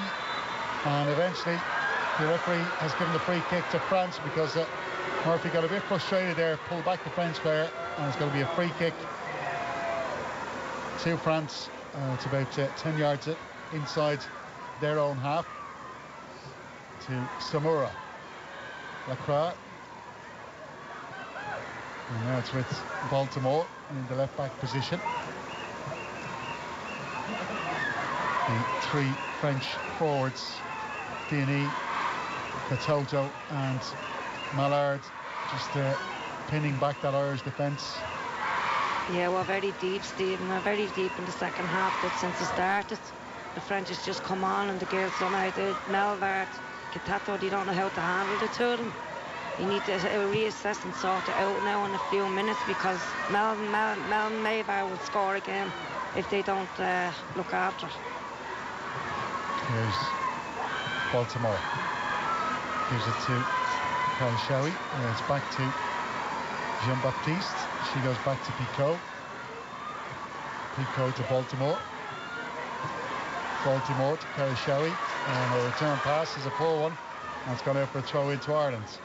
Carla Ward there helping out, giving the ball to Aoife Mannion. And we're still waiting for the Ireland change to be made. Amber Barrett. She's like a greyhound in the traps, ready to spring out there. She's got a goal in her last couple of matches for Strasbourg as well. Yeah, she's actually playing well at the moment, Amber, so it's great to see her coming on. And I think she might take Emily Murphy, and Emily looks like she's getting tired, and you don't blame her. She's at the run in 70, 80 minutes, 100 miles an hour, so she has done her job on the team. Well, here's the change now being made. Amber Baird coming on, and she's replacing Megan Connolly. So Connolly's off, and not a like-for-like swap, as we might have thought. Who do you think is going to drop into midfield here? She's dropping Murphy into midfield and throwing handball up front, which is a good. Like, obviously, Murphy is she can still see running in her, so. Yeah. She's a decent passer now as well, yeah. Emily Murphy. It's a positive substitution. It's a forward. She's going for it, you know. So. Yeah. So it's going to be a throw into France here on the near side, and the French are going to make two more substitutions as well. And again, as France bring the ball back into play, it's put out of play. I think Sullivan would have tackled there. It's gone out for another French throw in. So their change is being made in the 86th minute, and they're bringing on the number 4 Alice Sombat, and also the number 22 Aeneas Bailin, going off Jean-Baptiste, and the number 11 D&E, who's had a very good game for France this evening. Yeah, she's been a torment to us all season, going down that right side of midfield and down the left wing. She's been a torment. It's good to see her going off. So that's the full 5 substitutions made by France, as Ireland go in search of an equaliser in this first World Cup qualifier of the campaign. Ball down the left-hand side for Amber Barrett to chase. She goes down, so she was fouled, but the ball goes out of play, and the referee has given a throw-in to the visitors. Carla Ward not happy with that one. No, I don't blame her, because it was a blatant foul. The only one that didn't give it was the referee. So France trying to make way down the right-hand side, but the ball's gone out of play of the substitute, and it's back in for Ireland. It's a ball now with Hannah Patton. She does well to go around Cara Showy and sweeps the ball out to the left-hand side. She's looking for McCabe, but that's been cut out, and France now will go on the counter-attack. Ireland a bit short at the back here, and the ball is played out to Cara Showy on the left-hand side. Cara Showy, marked by Patton, puts in a cross. Mustaki sticks out a boot and just pokes that away. Gayoro's going to pick this up on the touchline over on the far side. Now it's back to Samora. Leclerc. Baltimore. Back to Leclerc. Ireland trying to press the French defenders. Baltimore knocks a ball up the left channel. As for Carashewi to run onto. But it's gone all the way back to Courtney Brosnan in the Ireland goal. If we to do something, Steve, we need to do it now in the next 2 to 3 minutes. It's 87 minutes. We need to start doing something if we want to get something out of this game. Yep, 2.5 minutes on the clock. This is the second game in this group of the qualifiers earlier today. Poland managed to get a 2-2 draw against the Netherlands, the highest ranked team in the group. As Amber Barr is putting the French defender Samur under pressure, and she does give her enough pressure to force her into conceding a throw-in down near the corner flag at the French end. So throw-in to Ireland, which will be taken by Katie McCabe. She gives that ball to Sheva, who passes back to McCabe. McCabe goes all the way back then to Chloe Mustaki. Now to Caitlin Hayes. Hayes back out to Sheva. Sheva has a look up, pumps that ball into the box. Headed away though by Bailey. She gets the ball back then and then knocks it up the right hand side of Aileen. And she was looking for one of the French attackers, but it's gone out of play for a throw into Ireland. So Katie McCabe will take this once again. We're into the last 90 seconds here. It's Ireland 1, France 2. Katie McCabe with the Irish goal, I should say, in the first half. And then the 2 French goals scored by the substitute Mallard in the 71st and 79th minutes. Denise O'Sullivan trying to get the ball back for Ireland here. Now it's with McCabe. McCabe foot of the ball, passes back then to Mustaki. Mustaki puts in a cross to the edge of the box. O'Sullivan takes it down, lays it off for Murphy. Murphy with a clever ball in towards Amber Barr, towards the back post, and it goes over Barrett's head. It's picked up on the far side by Anna Patton. Back to Mustaki. Shave on the edge of the France box. Plays it back to Mustaki. Clever little turn to get herself around Goyoro. And again on the other side. Plays it back. Oh, it's a really heavy challenge there. A very, very heavy challenge on Emily Murphy, it must be said. I thought that could have been an Ireland free kick. Yeah, I thought it should have been as well, Stephen, but obviously not. It was Katoto who went in on her. And thankfully Murphy is back on her feet. Some really clever play there from Ireland. That ball in towards Barris, not bad at all. Yeah, she just missed it, just an inch over her head. She had the far post, she'd have got a header into the goal. So we have now just hit the 90-minute mark. 3 minutes of time added on. Seems a bit short, and I think Carla Ward's been a bit surprised by that as well. Yeah, because there's been 5 substitutes. The substitutes take the minute. Yeah, and there's been a couple of injury stoppages. But here's a ball into the box now. Headed away by Leclerc. Murphy's there. She lays the ball off to Mannion. Mannion puts it across to the back post, looking for Anna Patton. Oh, it's bouncing around here, and eventually it's cleared away by Eveline.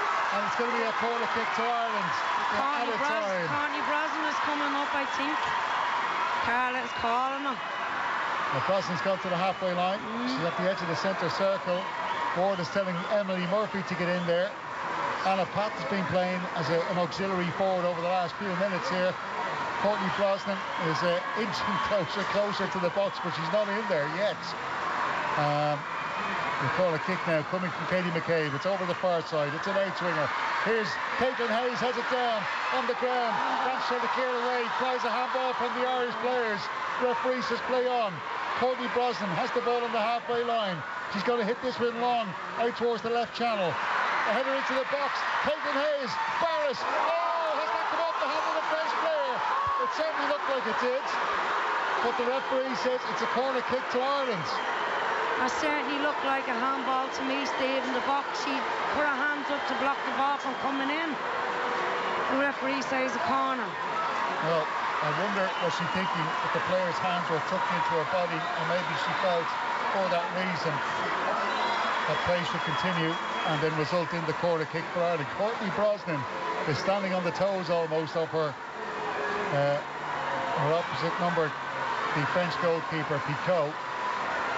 And the referee's gone in to have a chat with the two of them. The Courtney Brosnan is up for the corner kick. She's on the near post. At the back post is Abby Larkin. There's 5 or 6 Irish players then around the edge of the 6-yard box. Here comes the corner kick from Katie McCabe. It soars the near post. Referee or the goalkeeper punches away. Oh, Shave has a shot. She has a second shot. This is blocked away. The French can't clear it. Denise O'Sullivan. Oh, it's headed off the line. Would you believe it? It's been headed off the line. It was a certain equaliser for Denise O'Sullivan. I cannot believe that has not got in. Incredible finish here to this game at Tallaght Stadium. We're coming up now to just 30 seconds left on the clock. Ireland need to do something here to get the equaliser. They've come so close. Denise O'Sullivan on target. How was that headed off the line? Unbelievable. So, here's a corner kick from the near side this time. So it's going to be an in-swinger from the left boot of Katie McCabe. The killer man or woman knocks it towards the back post. Punched away by the keeper, Picot. And then a big long clearance on the edge of the box by the French. Here's Emily Murphy chasing after. She's chased everything tonight. She's been superb. She knocks it forward. Aibaleen knocks it away, and there the full-time whistle has been blown by the referee. The boos rain down from the stands. Many Irish supporters screaming that they should have had a penalty kick in the closing stages there. But they always say you've got one more chance in the game, Olivia, and Ireland had their chance. It was that Denise O'Sullivan header. How on earth was that cleared off the line? I think there was 11 players on the line, Steve, that got rid of that ball just there from Denise. It was going in, and 3 or 4 of them jumped and it just got right. It came off the line. I feel so bad for the girls because they played so well and they absolutely deserve something from this game. But I will take positives from the game. It was brilliant. They played well. The first 45 minutes was excellent. The French had loads of possession but didn't do much. But one player comes on, Melvin Maymard, and scores 2 goals. And these are French players that can do this. Coming off the bench, she's a world-class player. And she got 2 goals. We're world-class as well. But I think our girls can take a lot of positives from this. Unfortunately, we got beaten, but... What will annoy Carla Ward, do you think, the most about the 2 goals that they conceded? I think they were very soft because we're at the defending nearly for 70 minutes, solid defending. And Melvin Maymard come on as a sub and she goes 2-3 players and scores. I just don't think the girls was up waiting for her, they didn't know what to expect from her. And then she scores again, so I think that'll be annoying on Carla's perspective of it, but I feel sorry for the girls. I feel sorry for Carla, but I really, really feel that we should have got something from this game, but we didn't. We lift their heads up and we go again on Saturday, but we need definitely something from the game Saturday now after this result tonight. You think going to the Netherlands now, they need to get a point at least from that match? Absolutely, 100%. Looking at the high points in the game, the back 3 were fantastic. Mustaki Hayes and Anna Patton. But I think the Irish player that shone for me, anyway, I don't know if you would agree, but Emily Murphy was sensational tonight, wasn't she? Absolutely, she was my player of the match. Absolutely sensational. Caitlin Hayes was sensational. Kayla Caruso holding the ball up. Anna Patton, I thought, Chloe Mustafi, for being not in the team for a long time, had a solid game. I think all the girls had a solid game. The midfield was solid. Probably not in the first half with the number 7, the playmaker, getting everything, but they stopped that in the second half. And I just think, as I said, I just feel sorry for the girls because I really feel that they deserve something from this game tonight. But I would go out with the same 11 on Saturday because they played brilliant in the first 45 up to the 70 minute. As I said, Caitlin, the back 4, Eva Mannion, every one of them was solid. It was just an individual brilliantness that won the game. Melvin Maymard's second goal was unbelievable. Yeah, sure was. Yeah. And, you know all about scoring goals yourself, Olivia. You did so many times throughout your career. It's been a brilliant, an honour to be alongside you here tonight for this game, which has ultimately ended in disappointment for this Irish team. A really thrilling finish there, and I think we'll be wondering long into the night how that Denise O'Sullivan efforts didn't cross the line and get Ireland a point that they really, you would have to say, deserved across the 90 minutes. There was a brilliant performance by Carla Ward's team, but it just goes to show you at this level, if you switch off for a couple of minutes and you're up against a superstar like Millard, there's a really good chance you're going to concede goals. And Ireland did concede 2 goals in the 71st and 79th minutes after Katie McCabe had given them the lead in the 12th minute. But it is just the opening game of this campaign. There certainly is reasons for optimism, as Olivia has said. Moving on to the rest of the campaign, it's the Dutch next on Saturday before Ireland play back-to-back games against Poland. They certainly will try and get as much confidence as they can from this performance tonight on. It has finished here at Tallaght Stadium. Ireland 1, France 2. Stephen Doyle, Olivia O'Toole, great stuff. Thank you very much for all that this evening. So, disappointment for Ireland at the end. Probably, on the balance of things, deserved a draw, especially with that late flurry of opportunities that Denise O'Sullivan chance. I do not know how that went in. It was a hell of a goal line clearance from the head of the French defender. We're going to get more on this with Ciara Grant very shortly. Just to bring you up to speed on what's happening elsewhere in the world of football, the full-time whistle has just gone at the Vitality Stadium. A 0-0 draw between Bournemouth and Brentford. Sunderland look like they're about to get the job done away at Elland Road. 97 minutes on the clock there. They are 1-0 up. The goal there coming from Habib Diarra and a penalty. Meanwhile, Everton look to have beaten Burnley 2-0. We're just waiting for the full-time whistle at the Hill Dickinson Stadium. The goals this evening coming from Tarkovsky and Kieran Dewsbury Hall. So 2-0 up there. 0-0 at the moment at Molineux. After 56 minutes, it's Wolves versus Liverpool there. Not much to tell you about from this game. It hasn't been overly eventful from what we can grasp here. A couple of opportunities for Liverpool in the first half, who seem to have been the better side, but as I say, no goals there in that one just yet. It's 1-0 to Ipswich, meanwhile, in the Championship. They're at home to Hull City. 0-0 between Port Vale and Bristol City in the FA Cup. And 63 minutes gone between Barcelona and Atletico Madrid tonight. Remember, Barcelona went into that game. It's the second leg of their Copa del Rey semi-final meeting, and they were 4-0 down. They're 2-0 up on the night, so 4-2 on aggregate. The goals tonight coming from Marc Bernal and Rafinha. We're on till 10 o'clock. We'll keep you up to speed on everything that happens, and after the break we'll be chatting to Ciara Grant. And before all that, it's the Cash Machine. News Talk's Cash Machine. Now, there was another massive winner on the Cash Machine last Friday, and there's a huge amount to be won this week. The number you need to know is €202,000. And there are 2 ways you can enter. You can visit newstalk.com/cash machine, where you can enter online, or you can text play to 57557. That's 57557. You have to get your entry in by 3 p.m. this Friday. Then across the Go Loud network of stations, someone will get that call. If your phone rings, you have to answer it within 5 rings. Give us the exact amount in euro and cent, and you'll win the